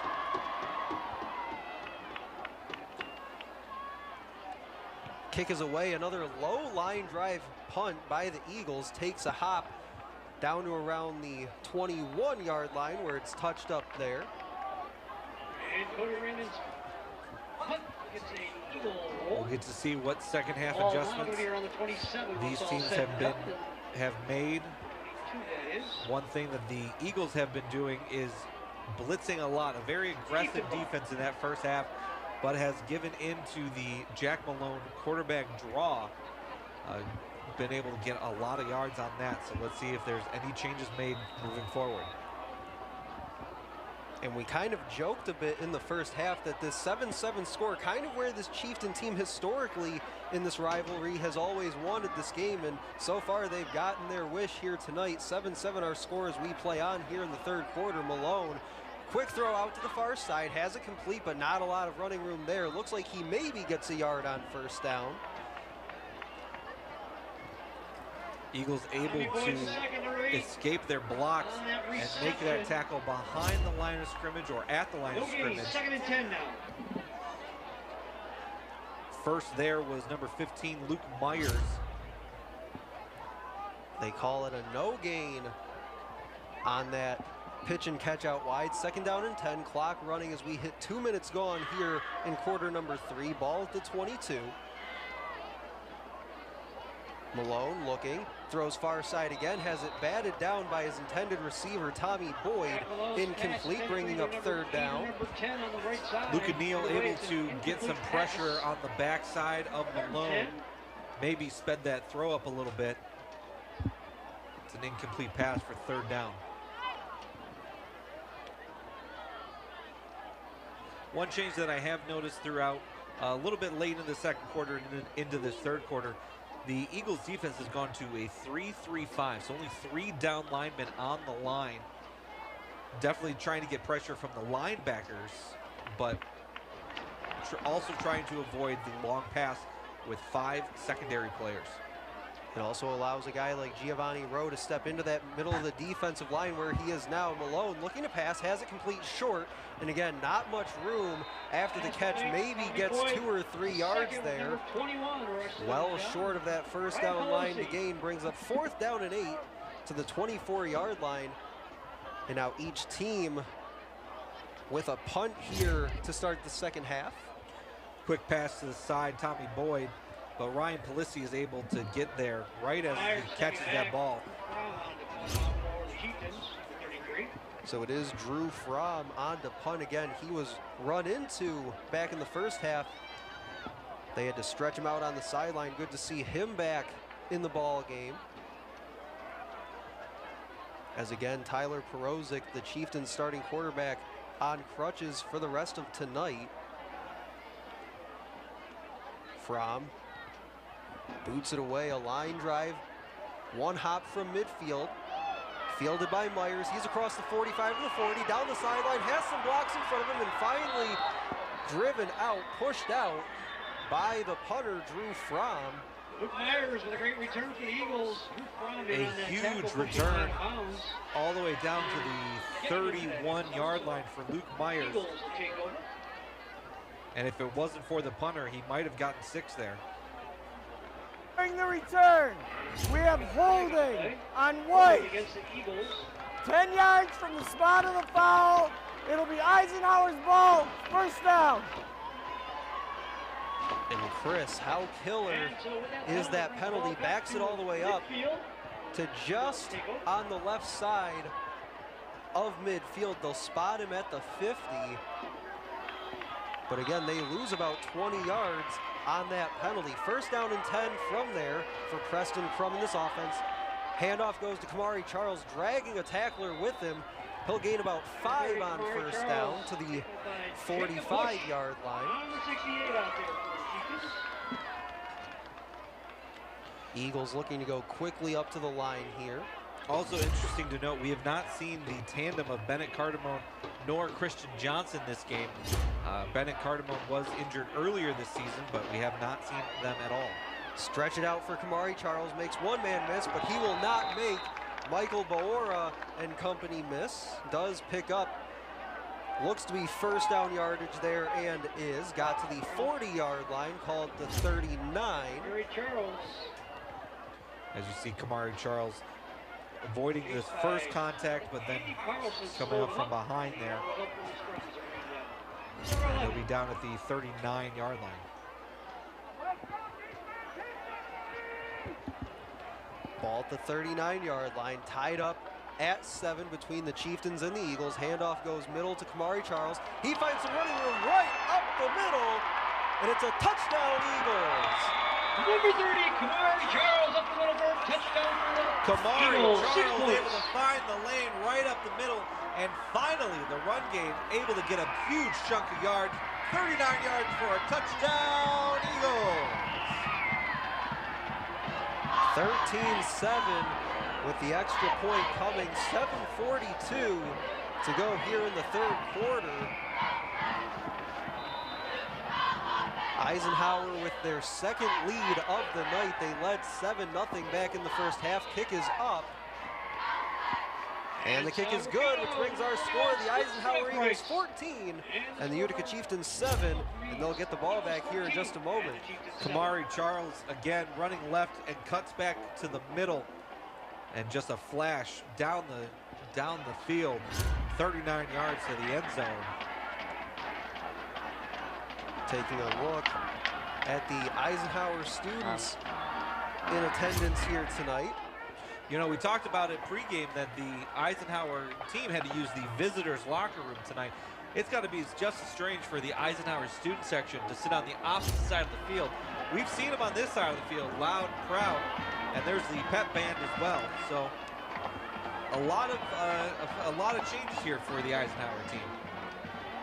And so far, they've been locked in a battle with this Utica team. 14-7 is our score. As you see there, Jack Malone and the Chieftain offense looking for their opportunity to respond here in just a second.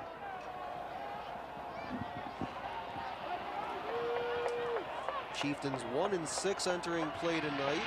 Eagles 5-2 on the year. Both teams dropped their last games a week ago as that ball goes into the end zone for a touchback.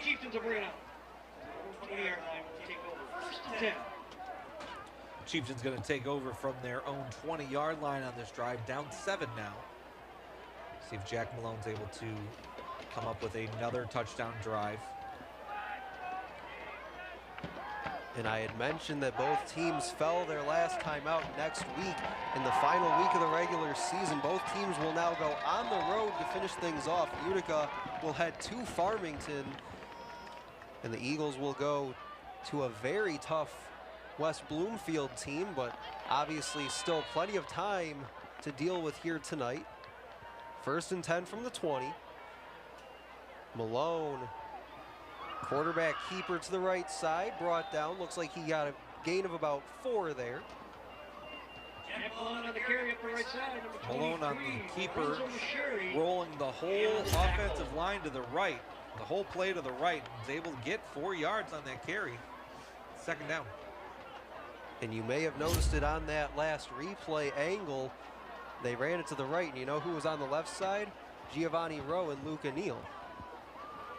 7:10 to go, third quarter, 14-7, following the 39-yard touchdown run by the Eagles and Kamari Charles. 2nd down and 6. Malone has a running back to his left. He'll hand it off. It's Boora. He's got the first down and more, breaking out to the 40. He's at midfield with 1 man to beat and gets tripped up at the Eisenhower 44-yard line. Blake Harmon, the last man to beat, just getting his legs, but a big run for Michael Bahora. Now both running backs on both teams have gotten some big runs here in the second half. See if the Chieftains are able to capitalize.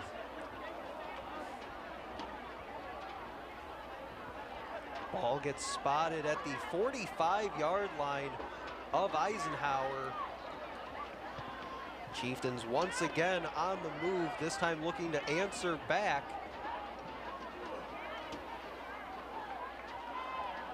Malone empty in the shotgun, 3 receivers to the bottom of your screen. Quarterback draw, straight up the middle to the 40, and down to around the 37-yard line goes number 12. Gain of about 6 on that carry. Again, the aggressiveness of the Eagle defense as the defensive ends come into the backfield. Malone has an easy lane up the middle, and he'll gain 6 on that play. Ball now at the 39. They need the 35 for a first down. Just over 5.5 minutes to go here in the third.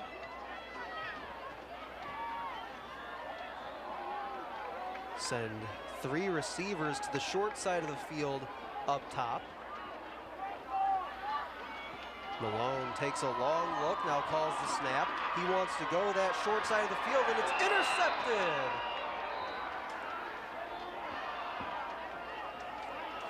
Overthrew his intended receiver, his second interception of the night for Jack Malone. A big defensive stop. Luke Myers with the interception. As you said, overthrows number 2, Isaiah McGarry. And right there for the interception is Luke Myers. And the Eagles are able to take back this ball. 5:22 to go in the third quarter. That time the pressure by the Eagles got home and forced that high throw from Malone. 1st and 10 from the 29. Eagles starting to claim that momentum. Kamari Charles pushing his blockers ahead, and a solid run on first down. Charles picking up right where he left off on that touchdown. Just running up the middle, big chunks of yards.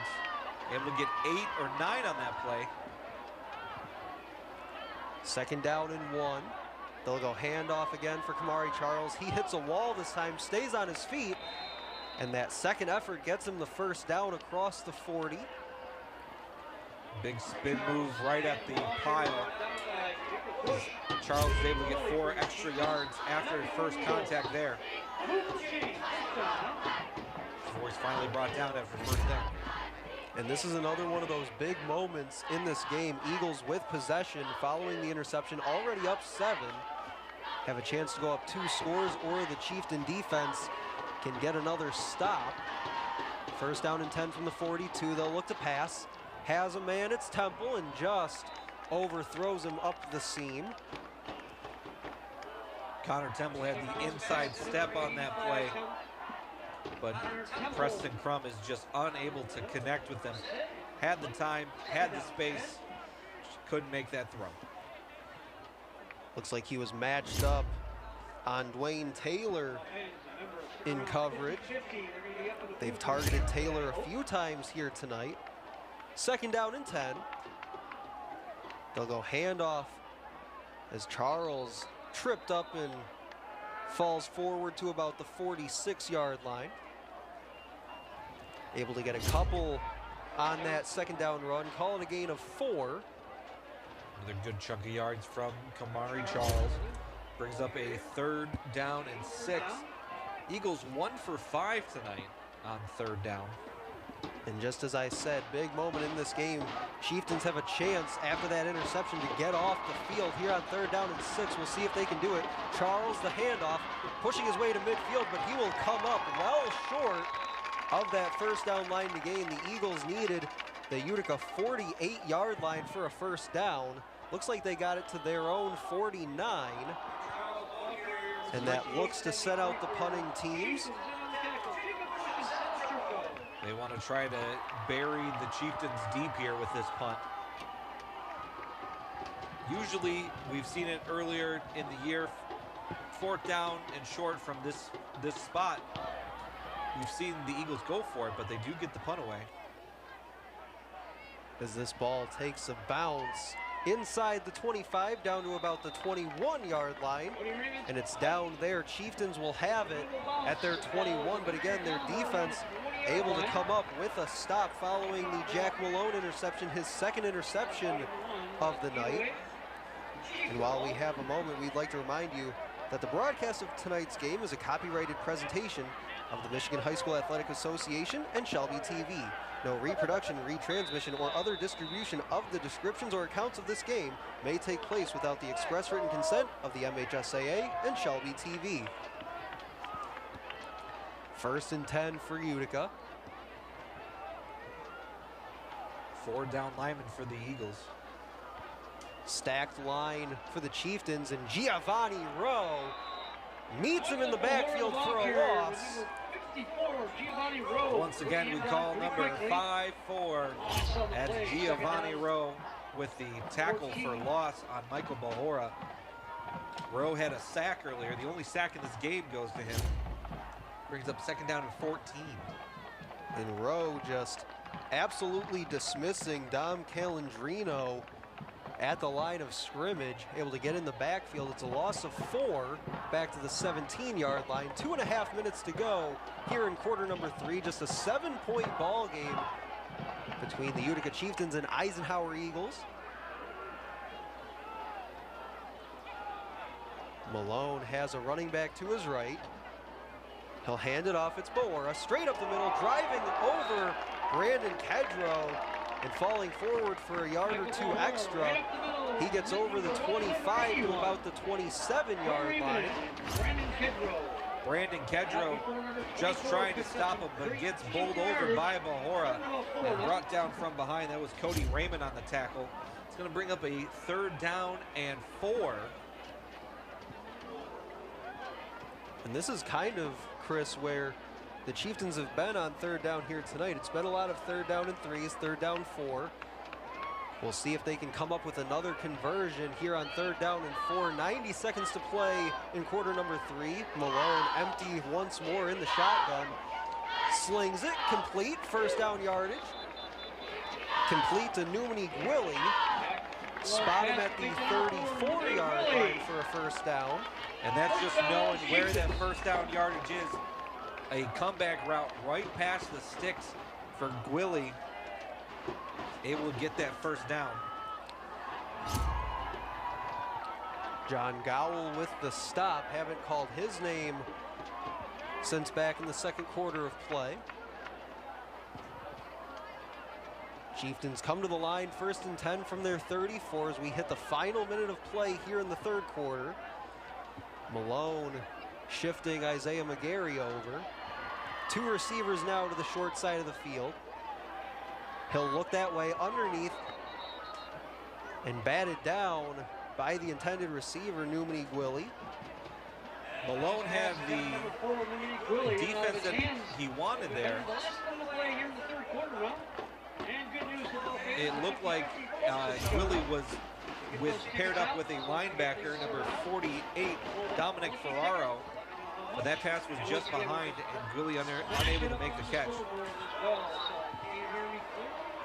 So far tonight, it's been a lot of underneath throws, handoffs to Bahora, and a few quarterback draws that we've seen with Jack Malone. Wondering if we'll see them try to test this Eagles secondary. Malone does have an interception, tried to go deep on a throw back in the 1st half. 2nd down and 10. This time he'll keep it, trips up, but falls forward. He'll get about 3 on that run. Now Jack Malone looks hobbled as he gets up, holding that right calf.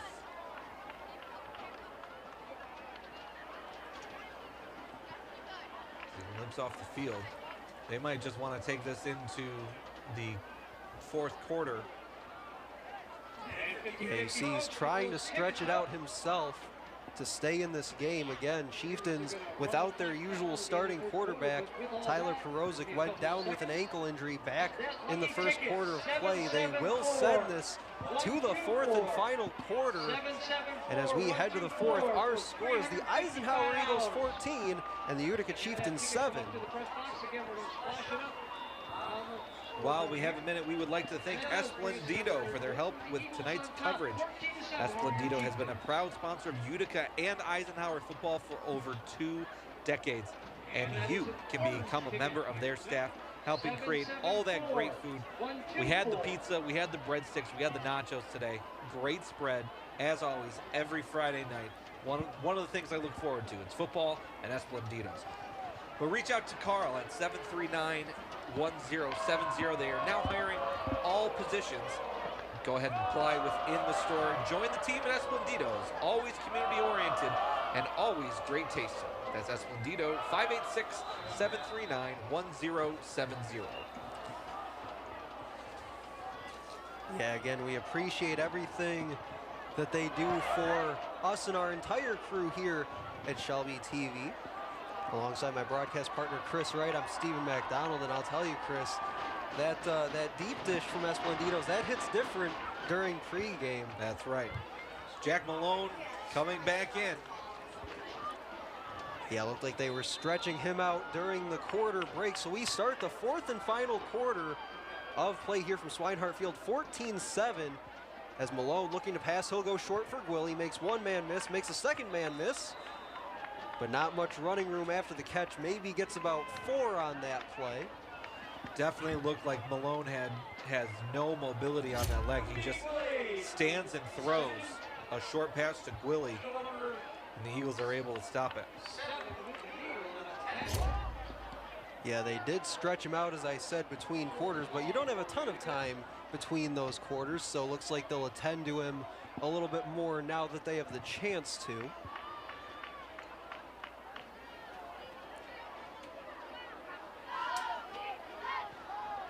Eagles setting up to receive. Deep man is Myers around his 30-yard line. Myers had a pretty decent return earlier in the third quarter, called back on a penalty.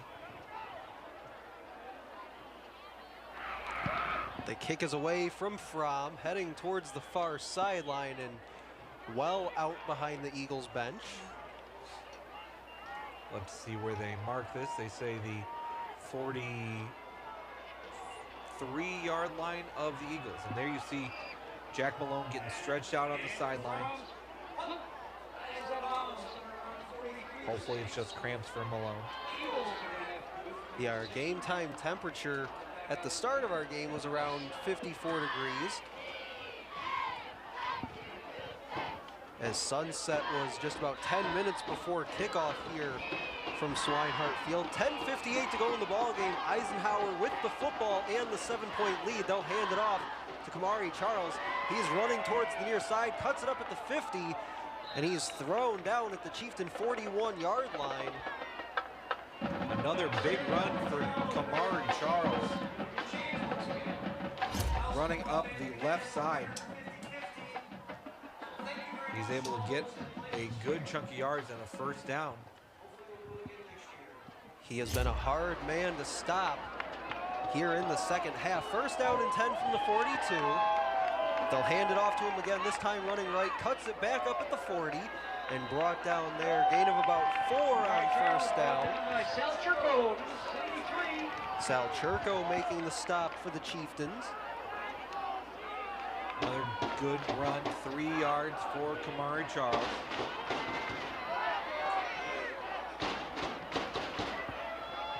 They're definitely going to want to burn all the clock that they can. 10 minutes to play in regulation. 7-point game between the Chieftains and the Eagles. Just the third meeting between these two teams since 2007. Handoff goes to Charles. He got tripped up by his offensive lineman, stays on his feet all the way down to about the 20-yard line. A big run from Kamari Charles. A huge 20-yard run there from Charles. And the Eagles are hurrying up this time. They are going with what has worked here in the second half, and it's been number 30 in white. They'll go back to him one more time, heading up the left side, dragging a tackler with him inside the 10 and down to about the 7-yard line. Great downfield blocking from the left tackle, Charles Cartwright there. Looks like we have a flag down around the 15-yard line. It's going to be the third hold called against the Eagles this game. So that moves the ball back to the 26-yard line. It'll be first down and 17 from there. Clock will continue to run. Each team with their full complement of timeouts left to play with. Crum will hand off for Luke O'Neill. Cuts it back into the middle, staying on his feet, and all the way down to about the 10-yard line. Well, they needed 17 for a first down, and they get about 15 on that run. Luke Neal just taking the handoff. Now, that's a number that we haven't been able to call a lot tonight. Number 7, Luke Neal. But he's able to get 15 yards on that carry. 2nd down and 2 from the 11.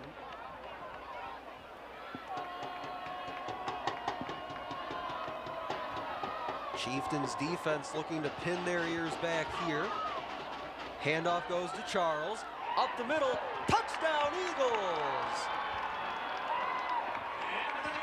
Kamari Charles from 11 yards out makes it 20-7, pending the extra point. Charles taking it up the right side, cuts back to the middle, inside his tackle, and is able to get the 11-yard touchdown run, his 2nd touchdown of this game.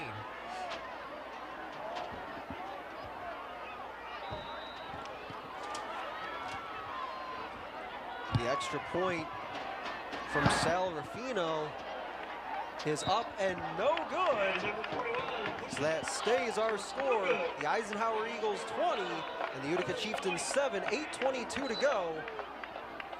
And the Chieftains not out of it just yet, but time is definitely not on their side.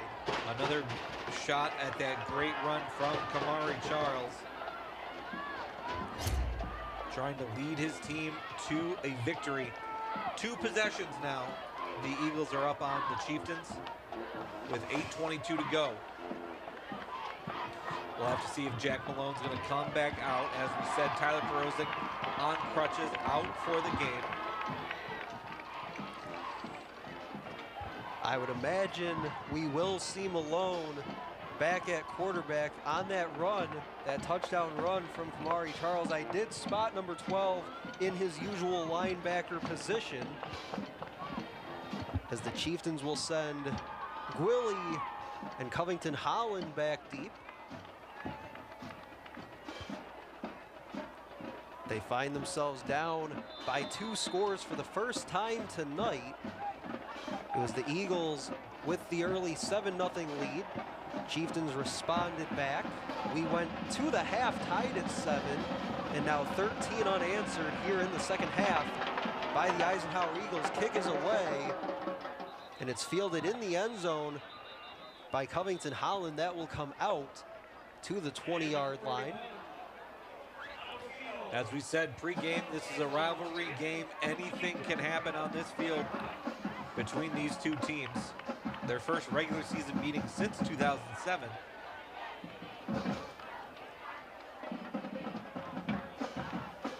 And it is Jack Malone stepping out on the field to man that quarterback position for the Chieftains.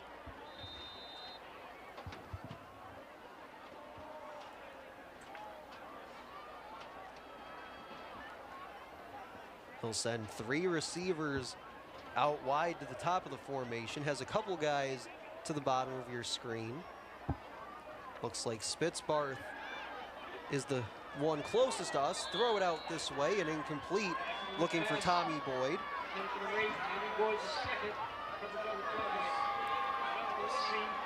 Malone just unable to connect on that throw. Trying to throw it to the outside. Just a step away was Tommy Boyd there. Some personnel changes for the Chieftains as it's 2nd down and 10. It's like Gwilly's a little hobbled there. As he jogged off the field rather a little slow, but nobody seems to be attending to him. Looks like Baora, the running back, to the left of Malone. Fake the handoff.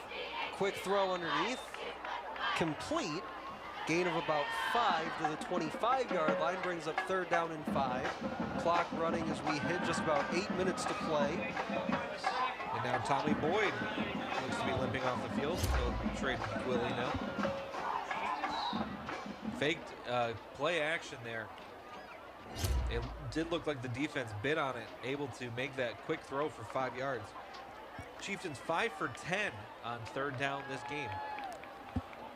And this is a down and distance where we've seen them go with that quarterback draw with Malone, but again with that calf cramp or whatever that is, It'll be interesting to see if they go with that here on 3rd down and 5 from their own 25. Instead, play action again. Pass caught in the middle of the field, 1st down yardage. Dominic Gandy on the receiving end. Eagles continuing to get some presence in the backfield, just trying to get their hands up, but unable to make connection. And Gandy's able to get the 1st down. Chieftains went with their heavy set there, picked up the 1st down to the 36-yard line. Back to that 5 wide receiver set now. 7 minutes to play here in our game from Swinehart Field. Malone looking, throws short again, this time caught by Boyd across the 40 to the 42-yard line. But again, that clock will continue to run. Chieftains with all 3 timeouts. But if they can avoid it, probably don't want to use those here on offense. Yeah, it looks like they're gonna want to score a touchdown quick, but then control the clock on defense. Now Malone's got 5 receivers in this set. Malone calls the snap, stepping up in the pocket, looking to run, and slides down just about a foot shy, maybe a yard they'll give him shy of that 1st down line to gain. Didn't want to take that big hit. Already, as we said, dealing with that calf injury. Lorenzo Macheri on the pursuit there. Now, of course, they will mark him down right as he began to slide. So that's 3rd down and 1 from the 45-yard line. I also don't blame him for not wanting to take that hit from Cody Raymond. We've seen him lay some big hits here this year. 3rd down and 1. He'll tuck it and run again, and this time slides right at midfield. Took a hit as he went down, but no flag will come out. He does, as I said, pick up the 1st down. Design quarterback run again. Malone slides down at about the 49-yard line. John Gowell was the one that came in, made sure that Malone went down on that run. Ball spotted at the 49-yard line, but clock continuing to run with 5.5 minutes to go. Malone sets, throws middle, has it complete. Short gain for Gwilly.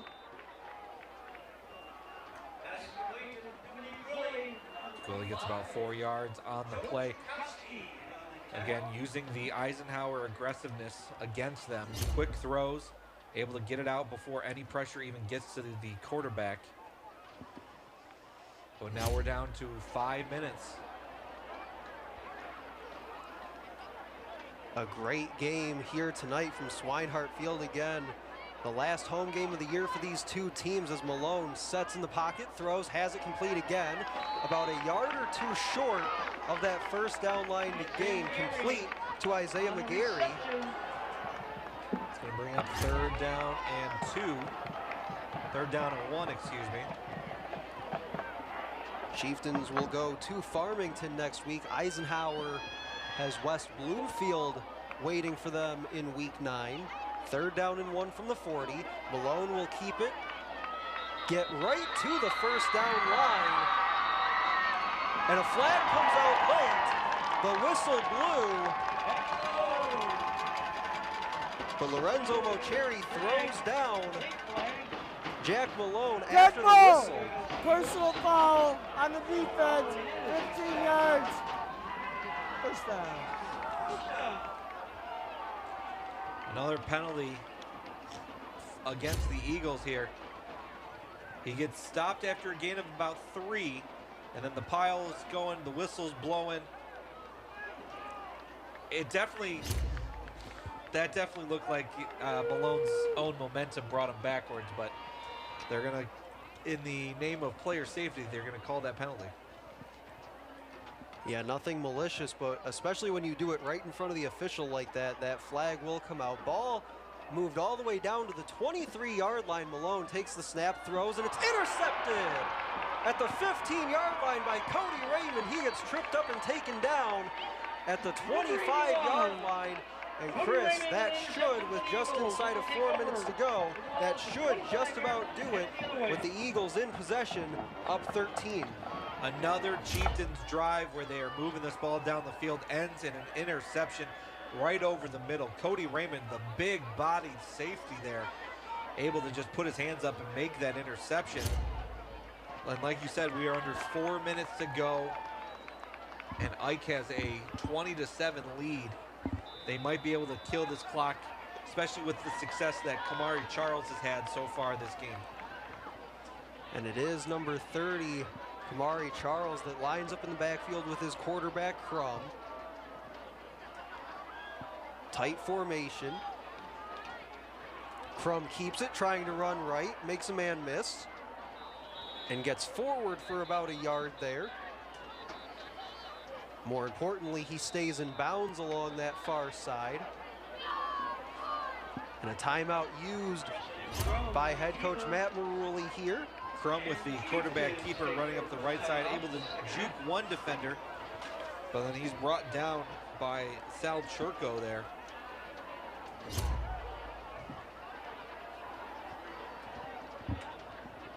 See the Chieftain cheerleaders. It's not just football for Friday night. It's cheerleading, it's band, it's the dance team. It's just a lot of fun here every single Friday night from Swinehart Field.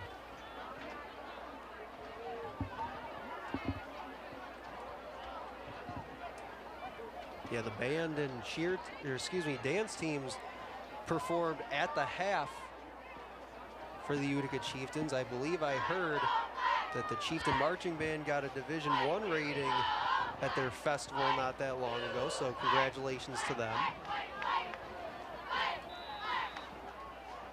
Second down and 9 after the 1-yard run from Crum. He'll hand off this time and stood up in the backfield.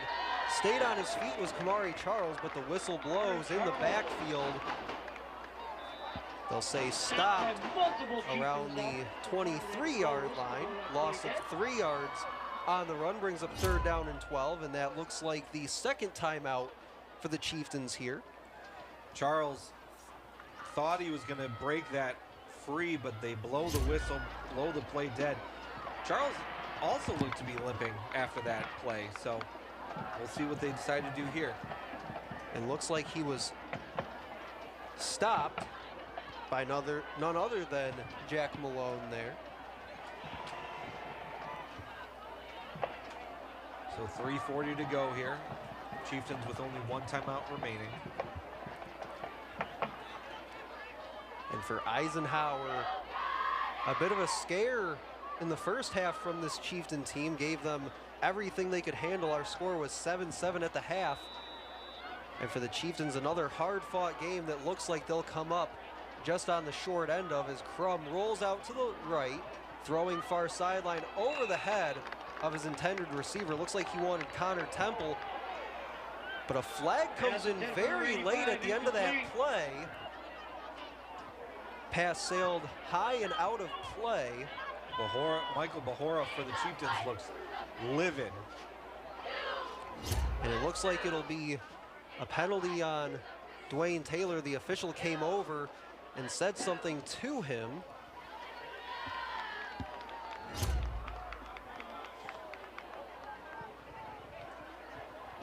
During the play, defensive interference, 5th.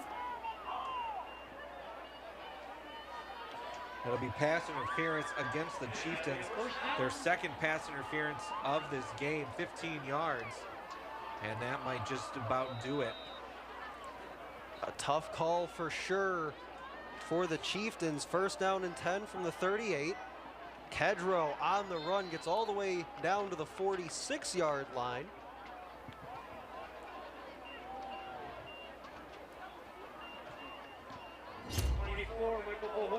Just a handoff up the left side of the formation. Kedro using his big body to get those extra few yards. Gained about 8 on that carry. Eagles 3 minutes away from win number 30 in this all-time series. Came in 29-4 and won all-time against the Utica Chieftains.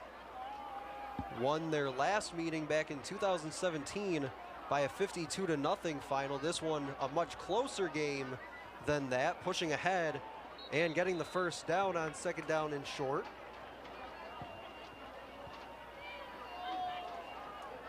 Another good game there from Kedro. Daniel Yerington, number 66, 57 with the tackle. As you take one more look at it, couple Chieftains had him right around that line of scrimmage, including Daniel Yarrington, excuse me. But a first down to the 49. Clock rolling inside 2.5 to play. Eagles looking to move to 6-2 on the year. Kamari Charles cuts it back up the middle and thrown down inside the 35-yard line to about the 32. And a flag comes out at the end of that play. Once again, the referees don't want this game to get out of control with just 2:11 to go.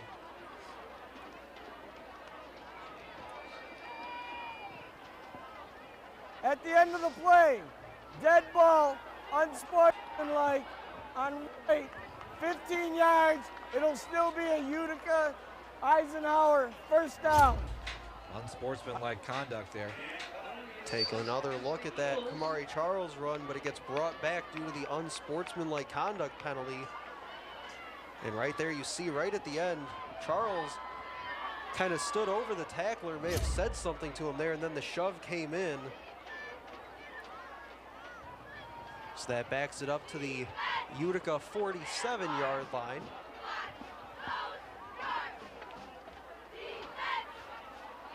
But again, Eagles in full control, up 2 scores, and in possession of the football, just trying to run out this final 2 minutes and change. Handoff up the middle. Trying to push the pile forward for a few extra yards, unsuccessful in the effort.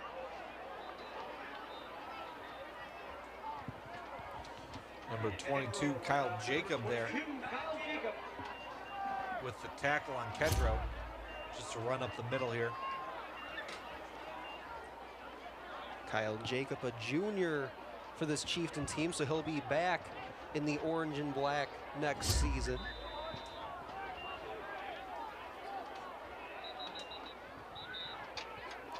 Looks like we had a timeout on the field, but only the Chieftains knew that as the Eagles were lining up for their next play. Timeout! It's my timeout. And they do get that timeout. Call their final timeout there. Also, one thing to note for the Eagles, a lot of juniors on this team, a lot of junior starters, including Preston Crum, Brandon Kedro, Tayshawn Terrell. A lot of good talent coming back next year, so we'll see how both of these teams are able to come back here, Swinehart Field 2023 season. It's gonna be a lot of fun. And then you look on the other side for the Chieftains, a lot of their linemen, both offensive and defensive linemen, this is something even going back to my days at Utica, they always typically have a lot of offensive and defensive linemen that graduate each and every year, so not something that they're not used to, obviously, but they do have some key players such as Tyler Perozic coming back next year, their quarterback, as well as Isaiah McGarry and Numini Gwilly, just to name a few. But on 2nd down and 7 from the 44-yard line, 1:49 to go, they'll go handoff once again. Kedro makes a man miss, gets the first down and more to the 30, cuts it back, still on his feet inside the 25 and down to the 23-yard line. Big 20-yard run there from Kedro.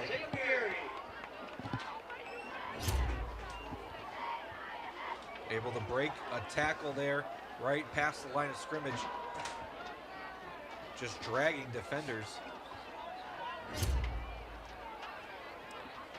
Again, the Chieftains will head to Farmington next week. Farmington came into week 8 here in the MHSAA 5-2 on the year, as once again they go handoff Kamari Charles, trying to bounce it to the right, and gets brought down after a gain of about 6 on the run. Meanwhile, the Eagles will head to West Bloomfield a week from tonight. They come into play here tonight, 6-1 on the year, so a tough test for both these teams a week from now. Coach Smith talked to me a little bit about that game next week, pregame. Definitely going to be a tough challenge for them next Friday night in West Bloomfield. It looks like some handshakes going on already between these two teams. Eagles will line up in victory formation. Crum takes a knee, and they will not have to snap the football another time, as both teams will line it up and shake hands. You see Crum there shaking hands with some Chieftains players. Our final score here from Swinehart Field, the Eisenhower Eagles go away with the 20-7, a hard-fought 20-7 win here over the Utica Chieftains. Chris, getting your thoughts here. Well, it was definitely a tough victory for the Eagles. One that they probably didn't expect to fight tonight, but they got one. It was a rivalry game, and anything can happen in a rivalry game. Lucky to come out with the victors 20-7. They got a big matchup next week against West Bloomfield. Then they're looking at playoffs, so we'll see what the Eagles are going to do moving forward. Well, the Eisenhower Eagles improved to 6-2 with the win. Chieftains fall to 1-7 on the year. For my broadcast partner, Chris Wright, I'm Stephen McDonald, and for our entire crew here at Shelby TV, signing off with our final score one final time here from Swinehart Field. The Eisenhower Eagles 20 and the Utica Chieftains 7. This has been a presentation of Shelby TV. Good night, everyone.